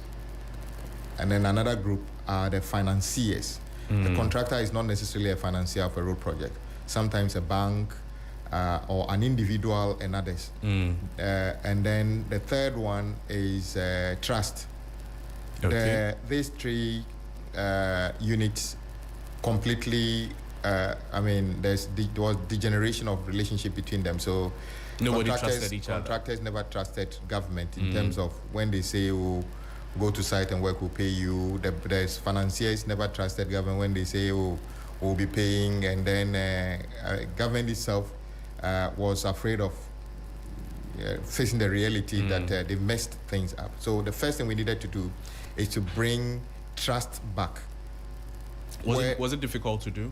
It was difficult because historically, and especially the previous government conducted themselves in such a way that actually this organized the way things are done. For instance, the singular decision they took in 2017 to suspend many road projects, claiming they were doing investigation, of which Cocoa Road was part. And I attribute part of the collapse of the Cocoa Road to that singular decision to suspend and say they are doing investigation. By the time they finished, the whole system collapsed in terms of things like that. So when you put those things together, the first thing you need to do is to bring a level of trust. And the fact that we did that, the president directed that no ongoing project should be cancelled or suspended. When I went around, I encouraged contractors that the boss says that you are also a Ghanaian doing your legitimate business. Do not be afraid that government is coming to shut down your project so you stop working or slow down. Rather, I encourage them to continue working. And government also acknowledges the fact that we owe you a lot of money and we are making efforts to pay you. in due course. And the president repeated that thing. It was a clear manifestation of his belief in the directive principles of state policy as captured in Article 35(7), which says that as much as practicable, government, a new person taking over the mantle of leadership should ensure the continuation and completion of existing projects and programs. So that became the basis of which we were beginning to re-engage with contractors, financiers, and other things. And thank God, some of them, or many people, can see that even today, banks are actually calling contractors. I've heard that you've got a project. So that trust has come back? Yes, come back. Because when there's trust, contractors don't mind to go and borrow money, take bigger risk. Because they know government will pay. Exactly. And to be followed by government's decision to not discriminate, as we saw in the past. There's no single contractor in Ghana who will say that anybody labeled him NDC or NPP or CPP, so he's not supposed to be paid. And indeed, I've been saying to people, you do not even need to come to me pleading for payment, because it doesn't matter to me. Once the finance ministry validates that you'll be paid, raise your certificate. Raise your certificate, and it's in the database. When it gets your turn, you will be paid. And because when I was on my ranking, I heard contractors saying that the discrimination in payment, and sometimes very, very sad situation. Yesterday I was on a sister program. I was saying that we were owing people as low as 6,000 cedis. Contractors as low as 6,000 Yeah, cedis. people within the roadside in their villages as part of maintenance program, 6,000, 7,000, 10,000. Since 2022, 2023, they've not been paid. And somebody as if you also is owed that money and have to take a car to come and plead with a minister or a director to be paid. That's close to quarter of their amount. Exactly. Yeah. So those things were things that actually, took out the enthusiasm in the sector. And all those things are being addressed now. And hopefully, once that is addressed, you see that people are more ready to commit that, okay, look, government does not have all the money now, but they've shown good faith in adhering to the Constitution and doing things that are fairer than ever before. So let's re-engage and do whatever we can do also as patriotic citizens to play our role as contractors or service providers to make our roads better. Honourable Minister, 2026, in terms of budgetary allocation and the expectations the Ghanaian people have of the ministry, various parts of the country, what is the plan to fulfill some of the promises that were made by President Mahama? Thank you very much. You asked a very intelligent question. Many times the question would have been, what is the plan for government to fix all the roads? You qualified it well by saying that fulfilling some of the promises, because in reality, our budget programs would not be able to help us, for instance, pay off the 40 billion arrears we owe contractors. What it will do is to make an allocation to continually retire the arrears and hopefully at a point in time. So what the public will be looking for is what was allocated. Was it actually spent to retire some? Then it gives them the opportunity to project, okay, if they're able to pay this, how long will it take to do this? Should we encourage government to make more allocation? If we encourage government to make more allocation to retire arrears and do new projects, where are we taking that money from? Are we ready to sacrifice activities in another sector? President Mahama had done it in a very important way that is attracting attention from everywhere, every part of the world. On Sunday, I was at a church program with him when he said, anywhere he goes, Ghana has become the poster boy of how things should be done. And he meets people and say, look, can you talk to your brother in X country to do some of the things you are doing because it will help them and other things. So it's a situation where his own posture has significantly helped in shaping the way we address these things. So retirement of the arrears, the 40 billion cedis. 40 billion cedis, which as of 31st December I think when I look at the data, what the finance minister has been able to pay towards retiring arrears is close to 10 billion, which has never happened before. And don't forget that all these projects were projects that President Mahama inherited. It's not a city of that. It's not project that he promised to do. Or is starting afresh. Exactly. Okay. So when you hear people say he's not paying or he's discriminating, he paid 10 billion. When we came to power, contractors will come and say that, oh, they think I am X, or I'm close to this person, so they won't pay me. We are not doing that. We are paying everybody just because you are Ghanaian and we owe you. And then secondly, we also need to reflect on what we can actually do. So, but for me, it is easier because during the campaign, he set out clearly what he intends to do about our road. The flagship of his road program is the Big Push agenda.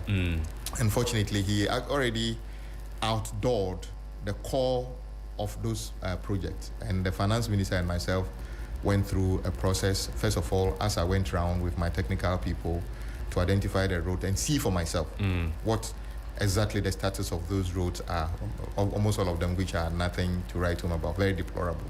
And the people genuinely complained about those things.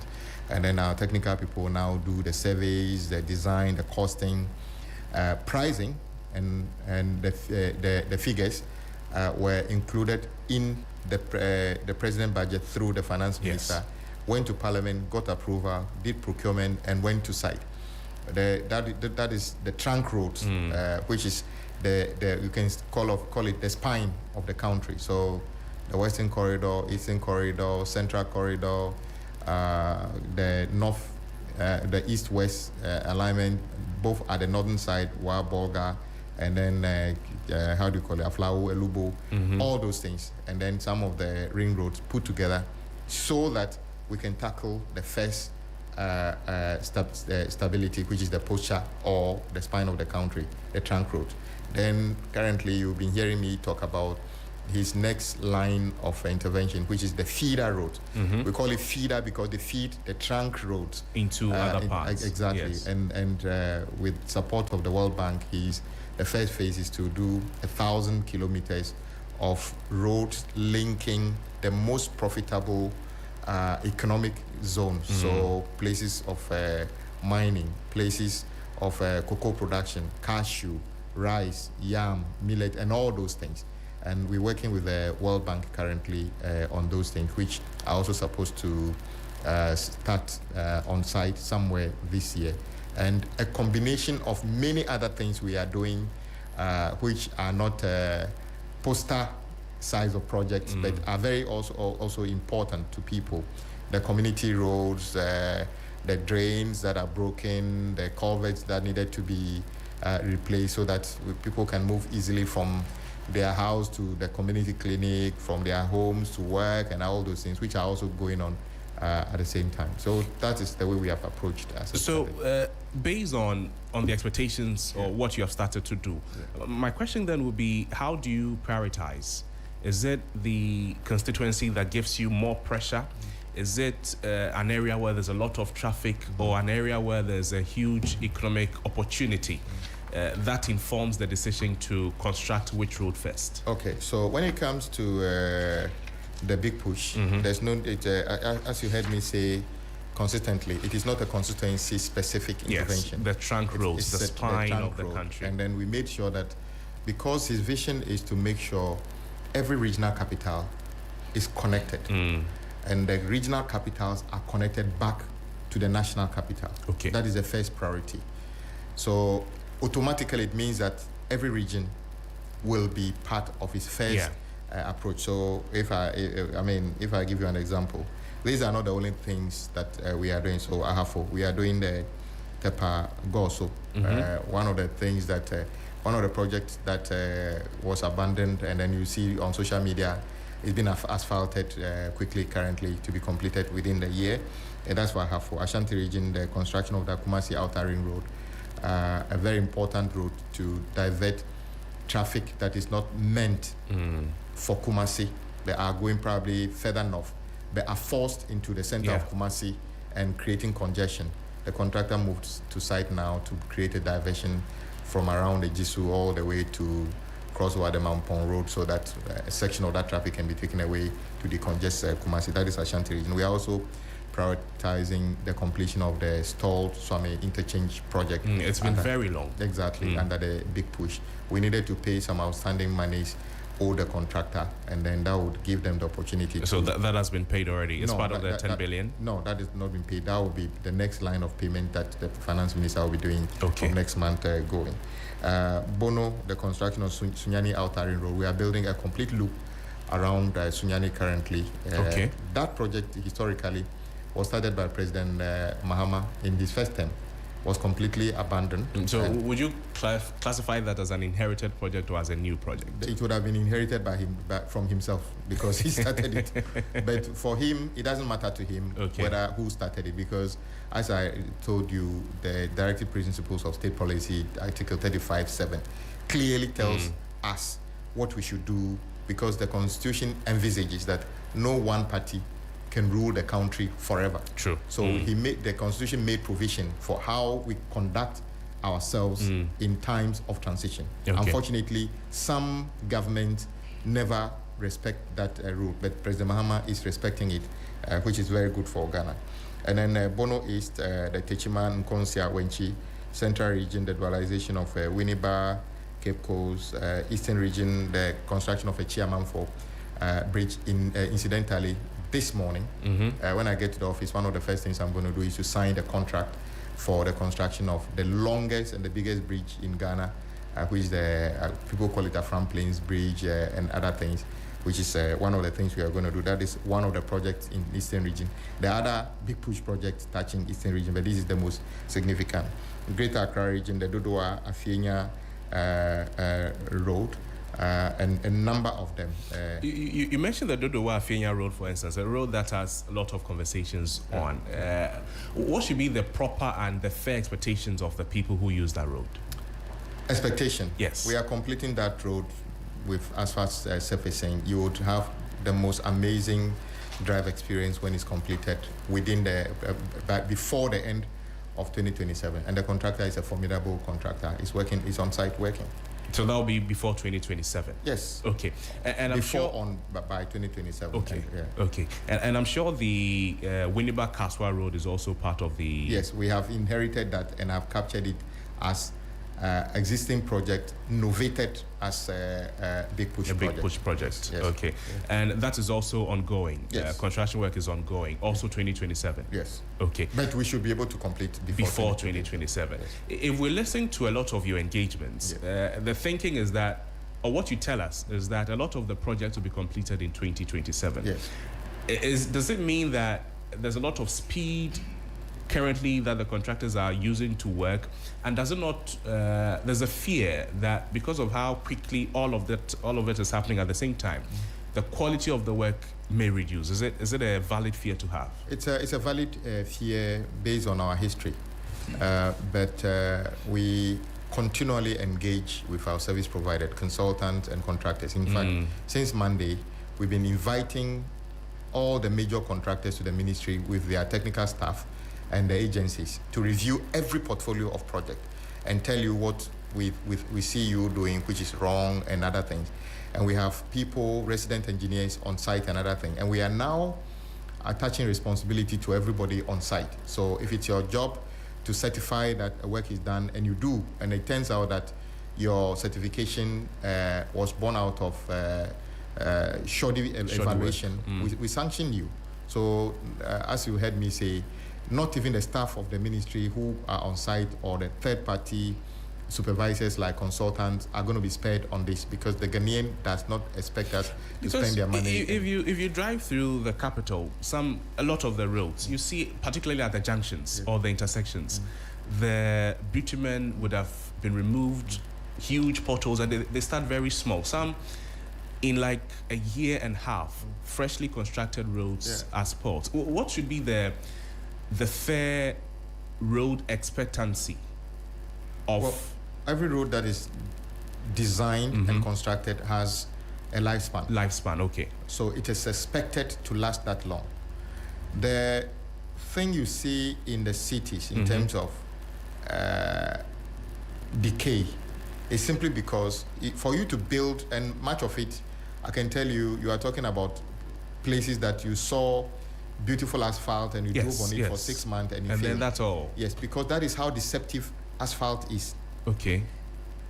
It is a situation where a contractor, if he's not very patriotic, would see a defect in a portion of the road. Needed to find out why did it fail in the first place. Could it be that the base is weak or the base has failed? So in that case, you need to actually recover the unsuitable material, put in a better suitable material, compact well before you put the asphalt. But in many cases, what you see is the road is closed in the evening, and tomorrow morning, when you come, it is sealed. Fresh. Exactly. And we all get excited about it. Of course, the depression will come back because the fundamental reason it failed in the first place still exists. So what happens to contractors who oversee such work? Historically, we haven't done anything to them, but so they do it and they go scot-free. Well, I mean, if somebody commits a crime, knows that nobody is going to do anything about it, they'll go scot-free. But this not for now. Nobody is going to go scot-free with that kind of behavior now. So are they going to come and repair the road at their own cost? Are they going to be prosecuted? In the contracts, all those projects are supposed to have a 1 year defect liability period, like a warranty. A warranty. Okay. But I keep asking, including even some insurance, even when they are doing the work, and I keep asking the ministry, have you ever sanctioned any contractor or consultant for that kind of a thing? And I didn't get any answer that was, gives hope. But instead of allowing the wrong things to be done and then looking for a remedy later, we are rather prioritizing making sure that they do the right thing from the word go. If you give me the opportunity to just dispel this idea of how the project was selected, which I told you, every region, because of the principle, you cannot ignore every region. If we are connecting every regional capital to the national capital, how are you going to manage? Every region will get some. Exactly. Yeah. And then we did Greater Accra, Northeast, then Napanduri to Bintri, Northern region, the third ring road in Tamale, Oti region, the construction of the Dambai Bridge. By the way, the contractor has moved to site for the construction of the Dambai Bridge as well, and the president will be cutting sod shortly. Savannah region, the Winchi to Sola, Upper East, partial reconstruction of Ravrongo Tumu, Upper West, Tumu, Han, Laura, and then Volta region, Atimpoku, Ho, Aflau, Western region, dualization of Cape Coast, Takradi, Western North construction of the DSO, Akontombra, amongst others. So the selection of the Big Push project has nothing to do with where anybody gets votes from. It is basically a principled position to improve our trunk road and interconnect our regions back to the national capital. To the capital. Yeah. A few messages are already coming in, and we would want to get into them too. Noble, please ask the Honourable Minister about the Wapuli Treponi Road. Either has been given out for construction or that the Transport Minister, that's the Transport Minister's constituency. So the person is asking about the Wapuli Charaponi Road. Yes. What's the latest on that? Wapuli is already been taken care of. Yes, it's in the Transport Minister's constituency. We haven't doing a bridge. It's supposed to be a bridge there, and then just a few weeks ago we needed to do another bridge, which is of a national security concern. The bridge from the district linking our eastern neighbors to Togo. There's a river that bridges us, and that river means that a portion of Ghana's physical land property is within Togo. Okay. But because of the river, and because there's no bridge over it, the boundary is being redrawn to assume that the river bank is the boundary. So we are now, a contractor is on site to bridge, do a new bridge to access our parcel of land to the other side, and other projects working in there. So yes, the project, the area you talked about is already in focus. The WAPU, okay. OT region roads are very bad. Please tell the minister to take interest in OT roads because, OT, what's the plan for OT region? When President Mahama took office and gave me the opportunities to serve as his road minister, as I said, one of the things we did was to go around the country. And indeed, when I went to OT region, I didn't see any contractor working at all. No contractor was working. It was as if it was out of the commitments of government. To look for them in terms of roads. Yeah, exactly. But today, I can say clearly that one of the obvious challenges was the completion of the Eastern Corridor, especially the one through Bassa, Utidamanko. Today, those big, you can't call it potholes, those craters, big craters on the road are all been filled. The contractor, Chana Jiangxi, is on site working, and fortunately, it is also being captured as a big push. Don't forget, this project have been there before President Mahama left office and has come back to meet it. So sometimes when I hear people get fixated on one particular road, why is it not being completed? I said, there are many roads you came to inherit which you didn't do anything about. Why are you worried about that? But we are not going to discriminate. We are tackling all of them. And then from Dambai towards Karachi, which is where the bridge is going to happen. And many of the abandoned projects have been taken into consideration, are working on them currently. The Winneba to Swedro Road, when is the contractor coming on site? So that's a question from Piers Morgan on Facebook. Okay, so that road is a very, very important road. That enclave actually can serve as a detour to come back to Accra. Yes. So it was a situation where, and I always believe that getting into a region, there should always be more than one route access to every region. And we are working on all of that, all the way back to Accra through, how do you call,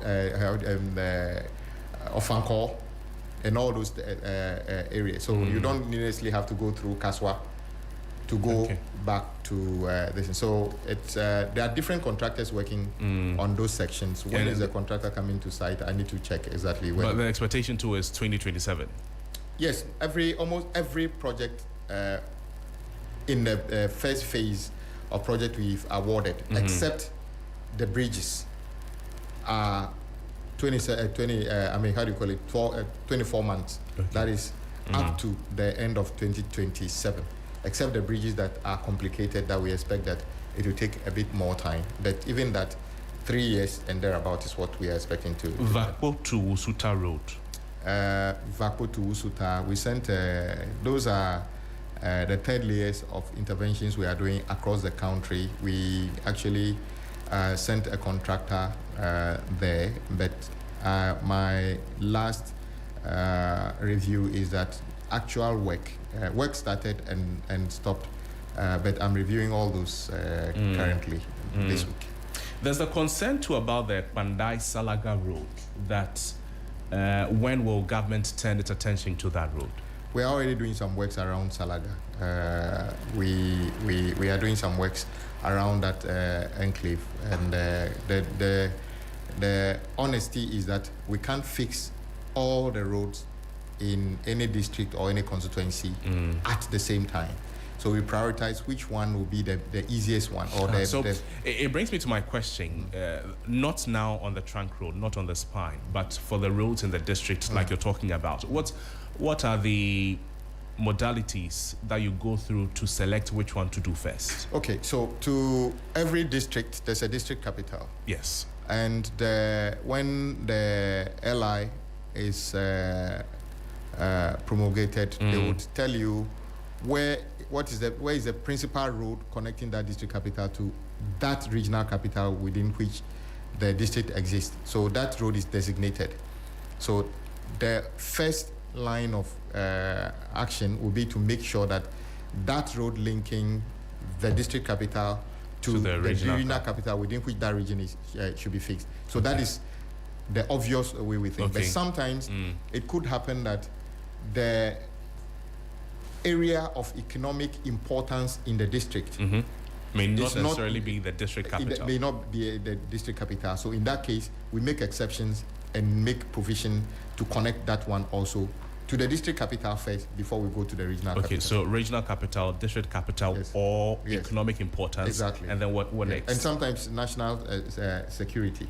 Okay. Yes. So national security is one of the reasons yes. So I'll give you one example of a bridge in Saboba area. Okay. Where the lack of that bridge means that when our compatriots go to conduct activity farming on a land legitimately within the boundaries of Ghana, they are seen as trespassing into another country simply because there's no bridge. Okay. In this case, that road doesn't lead to anywhere you can call a regional capital or another thing. But for our own national sovereignty, we needed to do that. That is the kind of thing I say that for national security, another thing, we take decisions also based on things like that. So it's not necessarily which member of parliament makes the most noise, which constituencies shout the most. There are a few things you consider before you get to work. We pay attention to the concerns of everybody in terms of the nature of their road. And I have been a vice chairman and a ranking member of the road committee, but truth be told, the roads in Adaklu did not receive much attention, but I didn't see it as a neglect. I just thought that it will get to our time. The right time. The right time.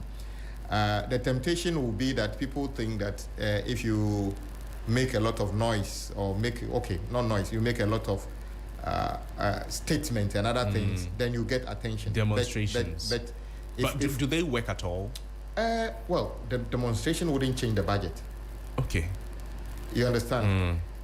But some of the concerns are very, very genuine.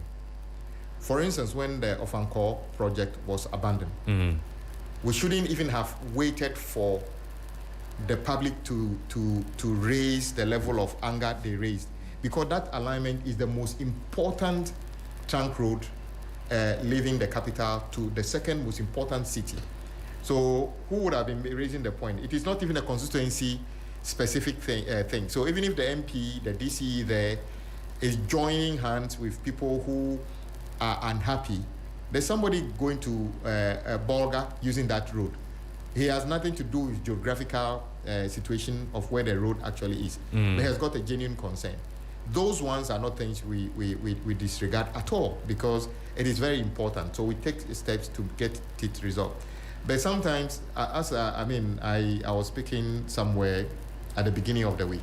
Okay, we are building a road. The community never had a road. Fortunately, President Mahama's big push is now going through that community. So we are from a road that is, gravel surface, uneven and everything. All of a sudden, there's a road, asphalt, first-class asphalt, going through that community. Then you get a comment that,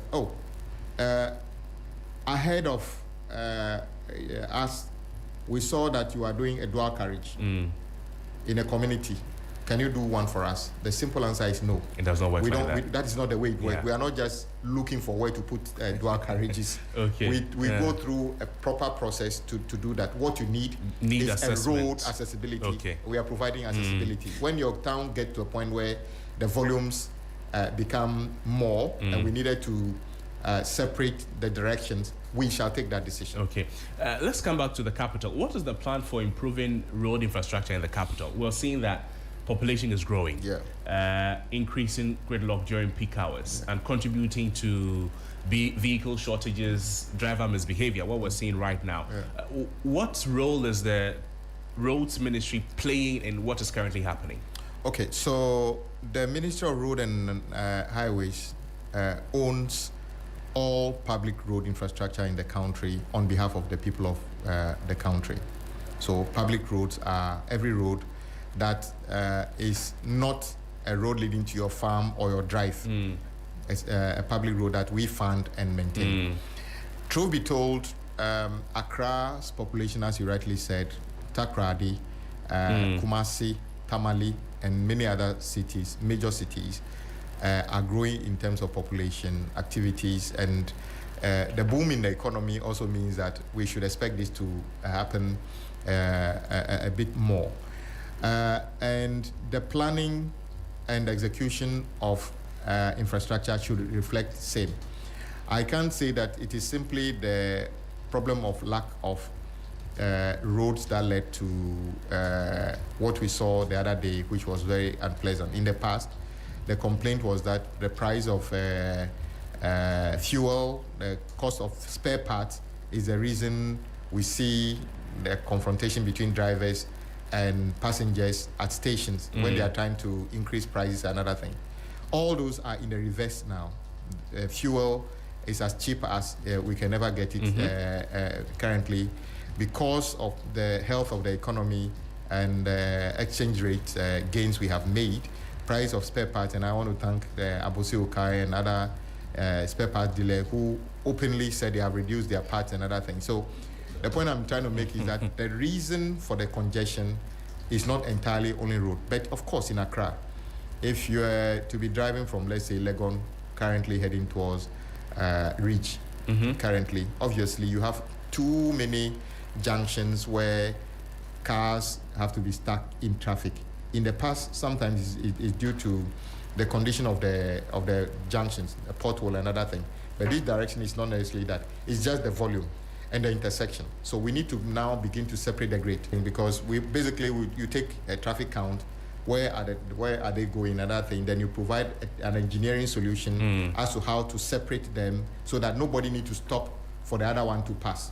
That intersection has grown beyond being a traffic light. We shouldn't have a traffic light. So when should we see these solutions? When should we see they being implemented? Because the population will keep growing. Yes. So as I said initially, we are a country of resources and challenges.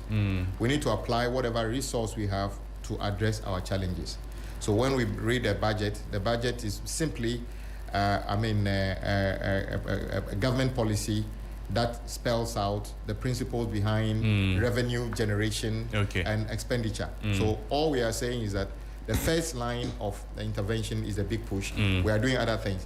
It will cost significant amount of money to address all these intersections, and they are the next phases of things we are going to do. Honourable Minister, let's hear from some of our listeners. They'll call and then ask you specifically about the roads in their area. You can call us now, 0559 242 717 or 0556 910 154. Please, when you call us, go straight to the point. Honourable Minister, what is the latest on Road A to B? What is the latest on Road C to D? Hello, good morning. Talk to me. The Minister is hearing you. So I want to ask the Road Minister that, okay, so they are constructing roads. If you pay attention on the motorway, that's where I normally use. You see these kind of films, dust, very huge dust, and I want to ask the Road Minister if he's paying attention to that thing, because it's causing harm to also human beings. You say dust, Yes, because of the construction of the road. All right, sure, thank you. The constructor has to, Thank you. Hello, good morning. Good morning, Rola. Yes, Crosby here. Go straight to the point. What's your question for the Minister? Please, I want to ask the Minister, from Suhum to Koforidua, the road is very bad. Suhum to Koforidua, okay. All right, thank you. Hello, good morning. Hello, good morning. Yes, your name and where you're calling from? Please, I'm Akosha calling from Akaman. Akosha, talk to me. What's your concern? My concern is, I want to ask the Minister, from Tweed Junction through to Obeyeye to Doblo to Akaman, when are they coming to construct that road for us? Because say that again. It's very bad. Say that from again. Tweed Junction through to Amasama Tweed Junction through to Obeyeye to Doblo to Akaman. Okay. The road is very bad. All right, sure. Very bad. Thank you. Hello. Okay. Minister, did she say Ashaman? No, Amasamai to Obeyeye. Okay. Yes. 3 junctions to whom Amasam Obeyeye. Okay. Let's take these 3 questions and then. So the first one is about dust on the motorway. Yes. Yes, I've had some other citizens raise this concern. The nature of the contract is that the contractors are supposed to ensure that when they are doing dusty work, they water the road to hold the dust down when they are working for the duration of their project. I have no reason to do they do it every day? They do it, continuously. Should they do it every day? That's what I'm asking. Continuously, day and night. As long as they are working, they are supposed to do it. Okay. And I know but we don't see that all the time. No, you see, it's human nature. When it's done, it is expected that it is normal. So we also take it serious when people say that, yes, we know it's supposed to be done. It's been done for 6 days, but 1 day out of the 7 days, it's not been done. So we can pardon them for the... No, we should just draw the attention of the contractor that you have failed on 1 day. Go back and do that. So I'm not holding brief for the contractor at all, but the dust... But I also want to appeal, as the president said, if we all expect that some work will be done on the roads we don't like, it will create some inconvenience. So it brings me to another question: that is there a reason why sometimes we don't always create alternative routes before we start construction, and why we don't sometimes do the roads bits and pieces? Is there a technical reason why? Because to untar or remove an entire stretch of road like the Kasoa Winneba Road, if we remove everything and then we start reconstruction, does it not create a lot more problems? How about we do it bits and pieces? Does it not work like that? Okay, on the specific issue of the Accra-Tema motorway, we are actually not touching the existing road. You can see that the contractor left it. It's only disturbing the current road because we need to build culverts or build interchanges across it. Otherwise, the main road would not have been touched. Okay. So all I'm saying is that we would have to endure with a level of inconvenience whilst the construction is going on. It's a sacrifice we have to make. Exactly. Yeah? But for the dusty nature, it is not too much to ask for that the contractor improve the... Somebody spoke about the Suhum Koforidua Road. Yes, the Suhum Koforidua Road. We all use that road, and we know that it's not in the best shape, so it will be dealt with. Yeah, we have an idea when? No, I don't want to.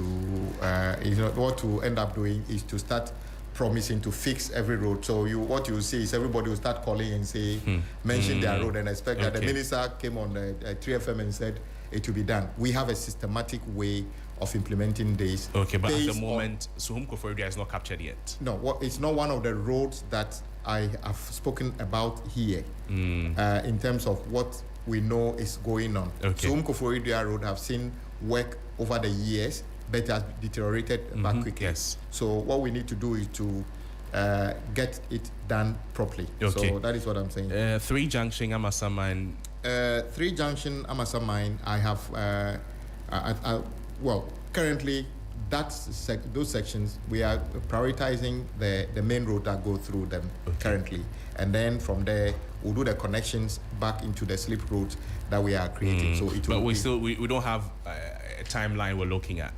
My brother, we cannot have timeline for everything. Every road in the country. We have over 100,000 kilometers of road. Mm. The temptation will be that give us when the time that all the road is as good as saying that give us a timeline that all the 100,000 kilometers of the road. I don't want to be seen as somebody who actually want to say things to people to be happy that I will do it.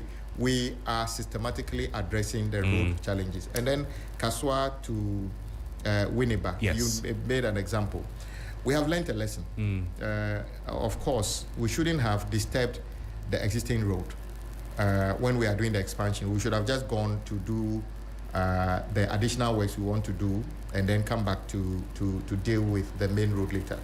As a result of that, you will notice that we are changing the Winneba runabout into an interchange because it's such a highway, and if you put a lot of vehicles, make the road good, and then you are out sending all of them into a runabout, you are creating a problem. So we are changing that to an interchange. But the road from Winneba to Mankisim is now a new project ongoing. So you will notice that the contractor is not touching the existing road between Winneba and Mankisim. Rather, he's building the additional road separately. So when we finish that, then we switch the traffic onto that. And then so that's a lesson you learned from there. Okay. Let's make a few more calls. Hello, good morning. Good morning. Thank you for staying. What's your question for the minister? Your line is breaking. Sorry, please call back. Hello, good morning. Hello. Hello, good morning. Yes, what's your question for the minister, please? Hello. I can hear you. What's your question for the minister? Hello. Unfortunately, you can call us back 0559-242-717 0556-910-154. Hello, good morning. Good morning. How are you? Yeah, I'm fine, thank you. What's your question for the minister? Ask the minister whether he has taken notice of a problem at the Peki Road from Peki Abetile going to Ajokwe. On your right, when you are going like this, some section of the road is higher than the other side on the left. And last time I was traveling on it with a friend, we nearly, when the driver wanted to switch on to the other side. Okay, thank you. I think the point has been made. Hello, good morning. Good morning. Yes, what's your question for the minister, please? Okay, so I just want to ask the minister, you know, I live in Community 25, just around DPS. I was asking, they constructed the road from Community 25, DPS Junction to VRA. They call it a VRA road. But there's a road that links that road to the N1, which is around the MS police station. You can also use that same road to Pram and also Afinia. So I wanted to ask the minister if it's part of the plans of the feeder road. Thank you. Hello, good morning. Hello, good morning. Yes, your question for the minister, please. Please, is it possible to get the contractors to work 24 hours so that the project will move a little faster? Because it seems that a lot is going on, but it's very slow to my expectations. Is it possible to get them? Thank you.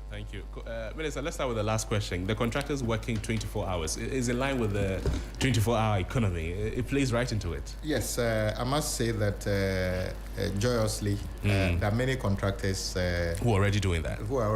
Even if you go to the motorway, they are, on many occasions, they work around the clock. And I know that I visited some construction sites. I have a habit of doing this solo sometimes in the night at weekends and other things. And I know a particular contractor that because they want to work 24 hours, they feed the staff or their staff breakfast, lunch, and dinner. So when your 7-hour shift is gone, you eat eat breakfast and then you go. The guys come in the evening, they eat dinner, and then they continue to work. And many contractors actually are working 24 hours. It depends on the activities which they are carrying through. And then if I go to Peki Abetile, yes, that project is on the route of the Eastern Corridor. If you remember, Eastern Corridor starts from Tema, Asikuma Junction all the way through Peki, Beve, Have Hokwe, and then going northwards. Yes, the original project there was was being done by I think GS International. Okay. Later, under Road Fund, I think, when it was changed, the contractor was changed. But when the contractor was changed, the contractor was asked to just rehabilitate the failed section and then head towards Kweve towards Have. So indeed, when you go there now, the difference you see is the difference between the binder and the wearing course. The wearing course has not been installed in some of the sections. So you can say it is not yet a completed project. That is why you see that 50 or 75 mil difference between the binder and then the wearing course. So it will be addressed. DPS MFs, yes, it's true. When you are coming from the motorway to Central University and you do the left, you run in front of DPS, the thermal plant, VRA thermal plant. There are some very important roads there who should have easily taken you back as a detour to Michel Camp Gate, and then also through MFs back to the same road heading towards Akosobo. They are all part of urban road portfolio we are working Minister, we have to go, but a few more. Adenta Dodua, my producer is asking me that if I don't ask you, me and him will fight. When should we expect work to be done? Okay, I hope you would have said that, Minister, I've seen that President Mahama has brought back the contractor, because before 2024 election, the contractor was not there. The question is specific. When should we know something is being done, the contractor has come, but you should finish when? At home, when your son actually acknowledges, or the people you serve acknowledge that YAB. Morale. Exactly. So yeah, but it's a legitimate question. Fortunately, the president directed that project also, which originally was part of the Sino-Hydro project that collapsed. The debt exchange. Exactly. Okay. And then the previous government put it on a GOG project. But unfortunately, much as you saw, the contractor did a lot of work, was not paid. And those were some of the debt President Mahama has cleared. That is why the contractor is back on site now. What is the timeline? That contractor has also got a deadline not exceeding end of 2027 to complete that completely. Oyibi Adamrobi, that's one question coming. Okay. To a Brie Road, have they started? But it's been abandoned 10 kilometers. What we have started in that area is to say that when you finish the Dodoa, Adenta Dodoa, we are connecting Dodoa through Afienya all the way to Dawenya. An extremely important detour. What it means is that when you live at Oyebi, you live at Adenta and all those places, and you, let's say, go to Ada for a weekend with your family, you are coming back, you have no reason to even come close to Tamamoto Way. Right. You can just do a right there, drive on asphalt through Dawenya, through Afienya, Dodoa, and you are back to Adenta. Minister, thank you. Adaklu constituency, a word for them before you go, sir. Adaklu constituency, I just left them on Saturday. I think they are happy and grateful to President Mahama for all the interventions they are making. Are they fine with the roads? Some work is going on the most critical roads that they've cried for. That is from Oho through our district capital, connecting to Agoti-Mezioke. Accra Kumasi, finally. Yes. Which of them? The main expressway. The main expressway. Yes. Yeah, existing expressway, or you're talking about the Accra Kumasi Express with the proposed expressway. Okay. The design is ongoing. Okay. We expect the final draft June, July this year, and then we will take. So hopefully, in the course of the year, the president will cut short for almost 200 kilometers of world-class road, 6 lanes and everything. Imagine President Nkrumah built 19 kilometers of Accra Tamamoto Way, and we haven't forgotten. Imagine the president that will build 200 kilometers of that. Thank you. Komla Kluche is pulling you away. He says that we should end the conversation. But thank you so much, sir.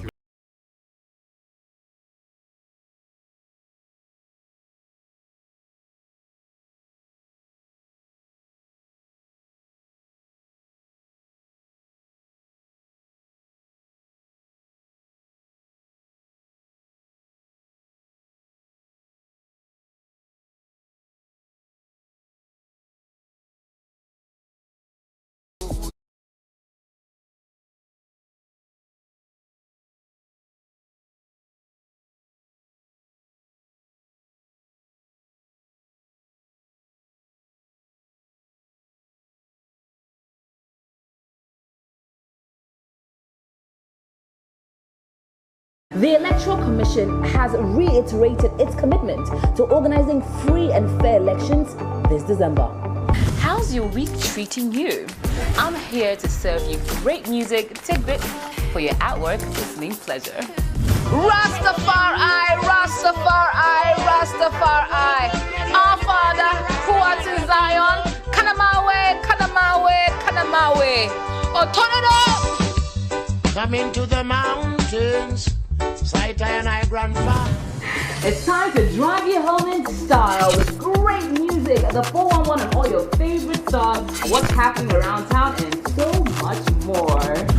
And in the headlines today, the 2 leading political parties have been addressing the public on allegations of corruption. The Black Stars coach has unveiled his squad for the upcoming games, and there are some interesting names. Pull up! The weekend is here and it's time to turn up. Get your dancing shoes on, Lego. We really do have it all. It's a premium mix of information and entertainment every single day on 3FM 92.7, your urban lifestyle radio.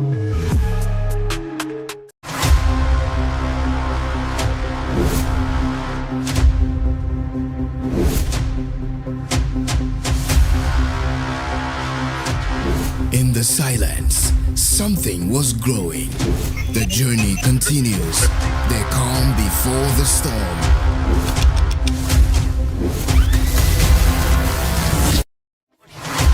You can't mute a force that was born to speak. You can't bury rhythm. It rewrites itself. Louder.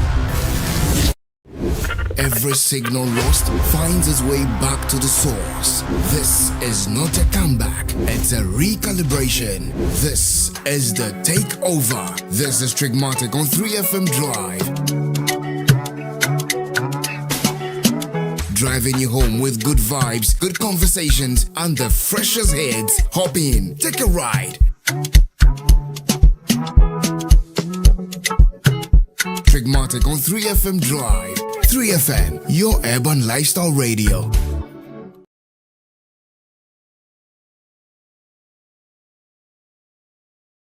The Electoral Commission has reiterated its commitment to organizing free and fair elections this December. How's your week treating you? I'm here to serve you great music tidbits for your at-work listening pleasure. Rastafari, Rastafari, Rastafari. Our Father, who art in Zion, Kanamawe, Kanamawe, Kanamawe. Oh, turn it up! Coming to the mountains, sight and I grandpa. It's time to drive you home in style with great music, the 411 and all your favorite stars, what's happening around town, and so much more. And in the headlines today, the two leading political parties have been addressing the public on allegations of corruption. The Black Stars coach has unveiled his squad for the upcoming games, and there are some interesting names. Pull up! The weekend is here and it's time to turn up. Get your dancing shoes on, Lego. We really do have it all. It's a premium mix of information and entertainment every single day on 3FM 92.7, your urban lifestyle radio.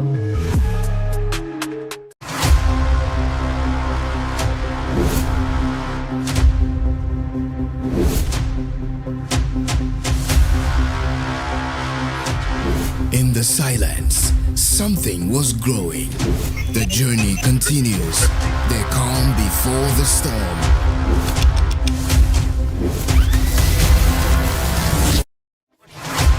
You can't mute a force that was born to speak. You can't bury rhythm. It rewrites itself.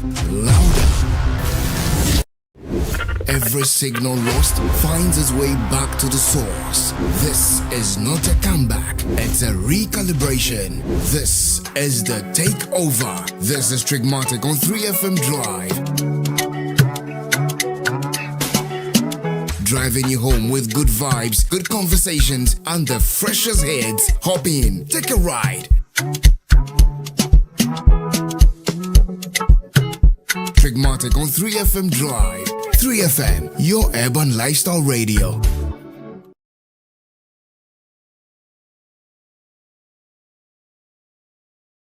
The Electoral Commission has reiterated its commitment to organizing free and fair elections this December.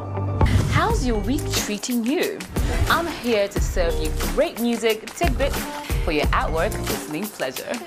Rastafari, Rastafari, Rastafari. Our Father, who art in Zion, Kanamawe, Kanamawe, Kanamawe. Oh, turn it up! Coming to the mountains, sight and I grandpa. It's time to drive you home in style with great music, the 411 and all your favorite stars, what's happening around town, and so much more. And in the headlines today, the two leading political parties have been addressing the public on allegations of corruption. The Black Stars coach has unveiled his squad for the upcoming games, and there are some interesting names. Pull up! The weekend is here and it's time to turn up. Get your dancing shoes on, Lego. We really do have it all. It's a premium mix of information and entertainment every single day on 3FM 92.7, your urban lifestyle radio.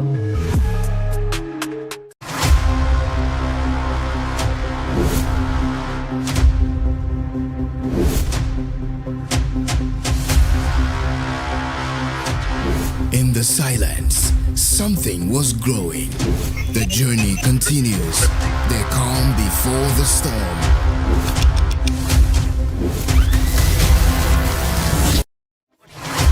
You can't mute a force that was born to speak. You can't bury rhythm. It rewrites itself.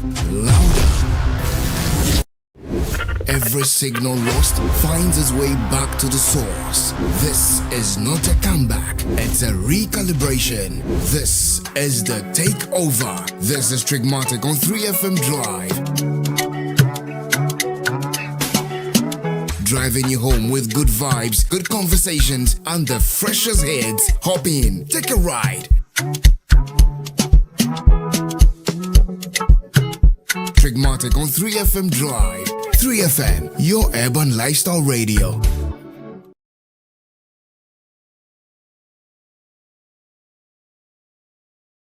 The Electoral Commission has reiterated its commitment to organizing free and fair elections this December.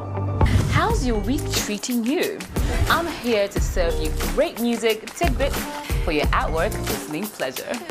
Rastafari, Rastafari, Rastafari. Our Father, who art in Zion, Kanamawe, Kanamawe, Kanamawe.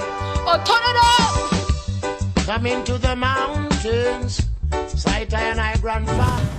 It's time to drive you home in style with great music, the 411 and all your favorite songs, what's happening around town, and so much more. And in the headlines today, the two leading political parties have been addressing the public on allegations of corruption. The Black Stars coach has unveiled his squad for the upcoming games, and there are some interesting names. Pull up! The weekend is here and it's time to turn up. Get your dancing shoes on, Lego.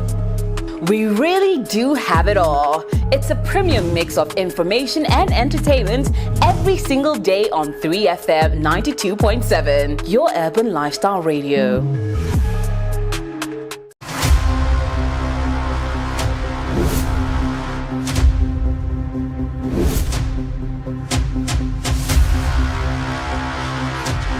In the silence, something was growing. The journey continues. They calm before the storm.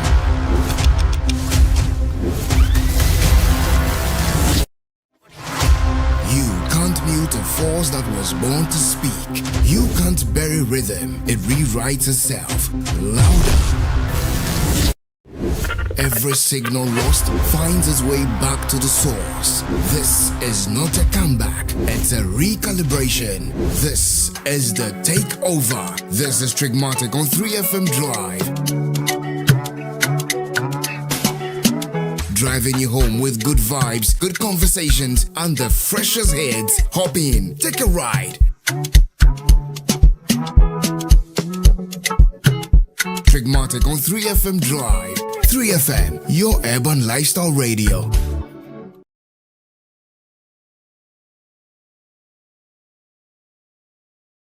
The Electoral Commission has reiterated its commitment to organizing free and fair elections this December.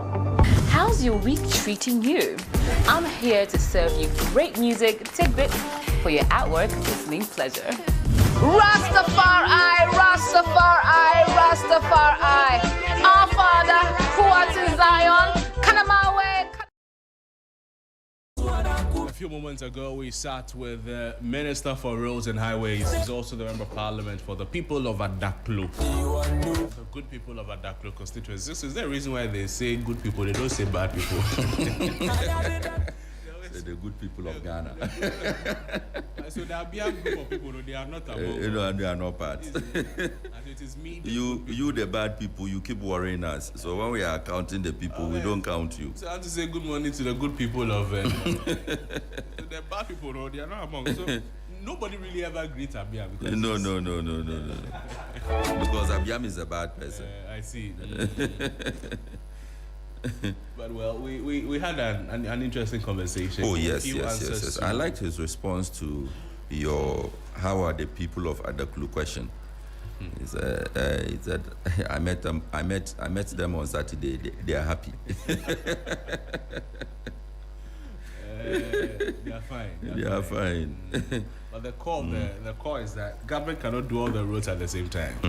It is not your shout that will let them come and fix the road. You know, that question was that response was intriguing, eh? Well, President Mahama has not been faced with that yet, and hopefully he will not get to taste that. A lot of politicians, when they face it now, they are okay, but when they face it on election periods, that's when they take the frustration sets in to go and solve it. And that is when they overspend. They pick money from where they should not pick. You see, and that is one of the beginnings of every new government cries. Because election year, somebody is crying, hey, collect, eat, don't cry. Collect, eat, don't cry. Collect, eat. And then we begin to suffer. But they cannot do everything at the same time. It is not your shout. No, because the thing has already been budgeted for. Of course, I think we all know or knew this. But for some funny reason, people will still go on demonstration. No road, no vote. Then some way, somehow, the government will find money to go and fix those roads. We saw the number of roads that were constructed or done during elections, by elections. We saw. So where do they get the money from? It's not been budgeted for. Meaning that you have to rob Peter to pay Paul, as they say it. So he said that if based on the demands, you have to know which sector is suffering from the sector to benefit. That is why, it's a practice that's probably not so common in our country. And I spoke about this, I think, 2 weeks ago. Look, in other jurisdictions, you have what you call lobbyists. So these would be interest groups pushing specific interests. And I use the example of the regional caucuses. So members of the Upper West Regional Caucus in Parliament, for instance, they could come together and say, we want 1, 2, 3, 4 appointments from the Mahama administration. And they'll be portfolio specific. And then they would have sometimes individuals or they could say, you give us the portfolios, we will decide who we want to fill them, then we'll push the names to you. That's lobbying. So if you have roads in your region that are not good and you want it constructed or worked on, what you do is to start with a consensus at the regional level. How many constituencies do we have? What is the road network? The length of it, the good of it. If it's no good, you want these feeder roads, you want these trunk roads, you want this number of work done, this amount of work done on this number of roads. Then you start. The moment they start the budget negotiations or consultations, you know that as a caucus, this is the road you want or the project you want. So you start the negotiations, you start pushing it. This must reflect in this budget. So you know that now we are talking about 2027 budget. That should start now. You want what? 3 roads in your constituency or in your region. You want 2 hospitals in your region. Start now. The lobbying. The moment it is mentioned in the budget, you know that, it has been mentioned. Your foot is there. We've also seen some the Bole Bamboy Solar Road. It's mentioned you want. It's mentioned you want.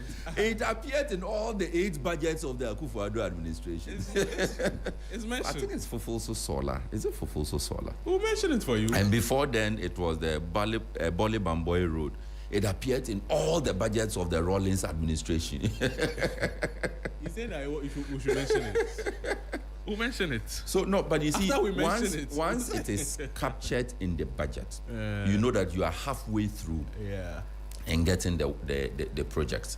But if you don't do that, you let your MPs come and shout here, come and sit in committees and collect per diem, and come and all they do is attend whatever they want to attend. Then the MP comes home. Then you ask the MP, this is our road, what is happening? Then the MP tells you, oh, don't worry, I am pushing for it. Well, how is he pushing for it? Urgent question in Parliament. Urgent question, that is it. Yeah. No. The reason a lot of MPs suffer is that they don't have the voice on the floor, and they don't also have the lobbying skills. So the thing that a whole organization would have done on your behalf as lobbyists, you, one man or one woman, has to do that job. So if you don't have the voice on the floor of the house, so you cannot lobby to get the project through. How are your people benefiting from you? So help me here, Sixtus. So you're a first-time member of parliament for some small constituency. I want to look for any... Add God forsaken to it, the small. I want to mention some constituency. Don't try. No, don't. That one, don't for try. some small constituency. First time MPO. You unseated some big man. Some big man. Okay. Your party is not in power. So you are in opposition. You are minority. The roads minister, no. You don't. You have never met the man before. You don't know him from anywhere. He's old. You are a 38-year-old man. The roads minister is a 62-year-old. He's on retirement. The roads minister has served as minority leader, majority leader, whip. Served ranking member. Okay, you mean the current minister? Yes, the so current we are looking minister. at it in present terms. Okay. No, I'm not talking about the current minister. No, I get you. Yes. Okay, I'm just hypothetical situation. Yes. The minister you should be talking to, the 62-year-old man, has been in parliament for 4 times, the least. He has become deputy leader before, even deputy speaker. You, first time MP. What are you? What are you going to tell him? Where? That, honorable, me too, I'm there. I have constituents to my road. How are you going to teach me? I'm the minister. Crosby. You are the MP. Tell me. Crosby. Yes. Yes. The honorable. Yes, MP. The honorable Ablakwa was once a first timer. No, relax for me. I'm answering your question. Relax. Why you've asked a question? You now want to dictate how I answer the question. The way you are going, tell me. You are at the same situation. I'm the minister. You are MP. Lobby for your project. Okay, can you now listen to me? Don't come and start. Can you listen to me? Don't come and say Ablakwa was then you don't want me to answer the question. Small boy deputy minister. Everybody was a small boy before. Ablakwa was a small boy before. Okay. The Honorable Afenyo Makin was a small boy before. Yes. The Honorable Sam George was. I'm mentioning names of members that are now vocal. Not necessarily vocal. People say are doing well for their constituents. Okay. Those are the names I'm trying to mention. And when we mention the Honorable Afenyo Makin, it's not something we dispute. Anybody disputes. When you mention the Honorable Ablakwa, it's not something anybody disputes. I think there was even a poll on that also. They were all once new people. Yes. There is something that the office of the Member of Parliament does for you. That something is that it opens doors. Okay. You cannot walk into the IGP's office and say that you are the Member of Parliament for Ulo. There is a problem in Ulo that you need a police post in Ulo. And the IGP will say, Aba, you small boy, who are you? Go away. Okay. Or you walk into the minister's office and say that I am the Member of Parliament for Ulo. Okay. In this case, the Minister for Roads and Highways. The Minister for Roads and Highways. Okay. I am the member for Ulo. I want to meet with the minister. And the secretary will say, go away. Okay. They won't do that. So they will grant you the audience. Yes, you meet the minister, you do that introduction. But in any case, it is not in the minister's office you are going to now introduce yourself. Okay. Luckily for you, the minister is also a member of parliament. The party is structured in a way that if you are even a new person in Accra, your first time in Accra was when you were elected member of parliament. You have come to Accra. The party is structured in a way, and parliament is structured in a way that you cannot say you are lost. You have your the regional caucus. You definitely will know somebody from there. If you don't know anybody, then I wonder how you got elected as member of parliament. You must know somebody from there. Somebody will hold your hand and intro, Minister, this is one of our people. This is first time in Parliament. He'll be meeting you. That is done. Okay. Then the rest is also up to you. Don't forget, the person who is doing the introduction is also looking for the same opportunity that you are looking for. So the rest that is up to you, no. How will you do it? Then you have no business in being a member of Parliament if you don't know how to lobby. If you don't know how to present, then you have no business in Parliament. That's the question I asked you. Because where we are, the job of a member of Parliament is not merely lawmaking. Where we are, our part of the world, we know that, is not merely law. So if you don't know how to lobby, if you don't have we don't say be a rich man. We are not saying be an agitator. But you must be somebody who should be able to draw resources, draw people, and ensure that you get what your people need for them from the various resources and people that you will draw. That is what it is. So if you are a new person, you don't necessarily have to now, there's no textbook a guide for it that you go, this is how you lobby, this is how you lobby. No. You should, and that is why we keep saying, when you are electing members of Parliament, don't just elect a village champion because the person is a village champion. MC. Ask yourself, when this person gets to Accra, will this person be able to fully represent you? That doesn't mean making noise in Parliament. It doesn't mean shouting in Parliament. Before the Honorable Afenyo Makin became loud in quotes in Parliament, he was a backbencher, and he himself tells his story. He had been a backbencher for so many years. Even whilst a backbencher, he was working for his constituency, doing projects in his constituency. Using his office. So, you see, there's a lot we can always learn. And I have been around members of Parliament. So many of them have learned a lot from very different people. There are some who come in, you see them new like that. They pick out the senior members of Parliament, align with them, learn from them. Oh, how do we do this? Leader, how do we do this? And that is one of the responsibilities of leadership, to guide the new members, help them acclimatize, and also lead them into opening doors for themselves. But don't think that your caucus leader, majority leader will say there are 5 projects, new members, come and collect and go and give your people. He is also looking for it for Boko. So he will show you the rope. You would have to now climb the rope. You have to find your way around. So, Crosby, who we elect matters. It matters. It's not just that, the person is very loud in the constituency, or the person is can the person attract? Does the person have what it takes to talk to the big man minister for roads? You say that there is no single tarred road in my constituency.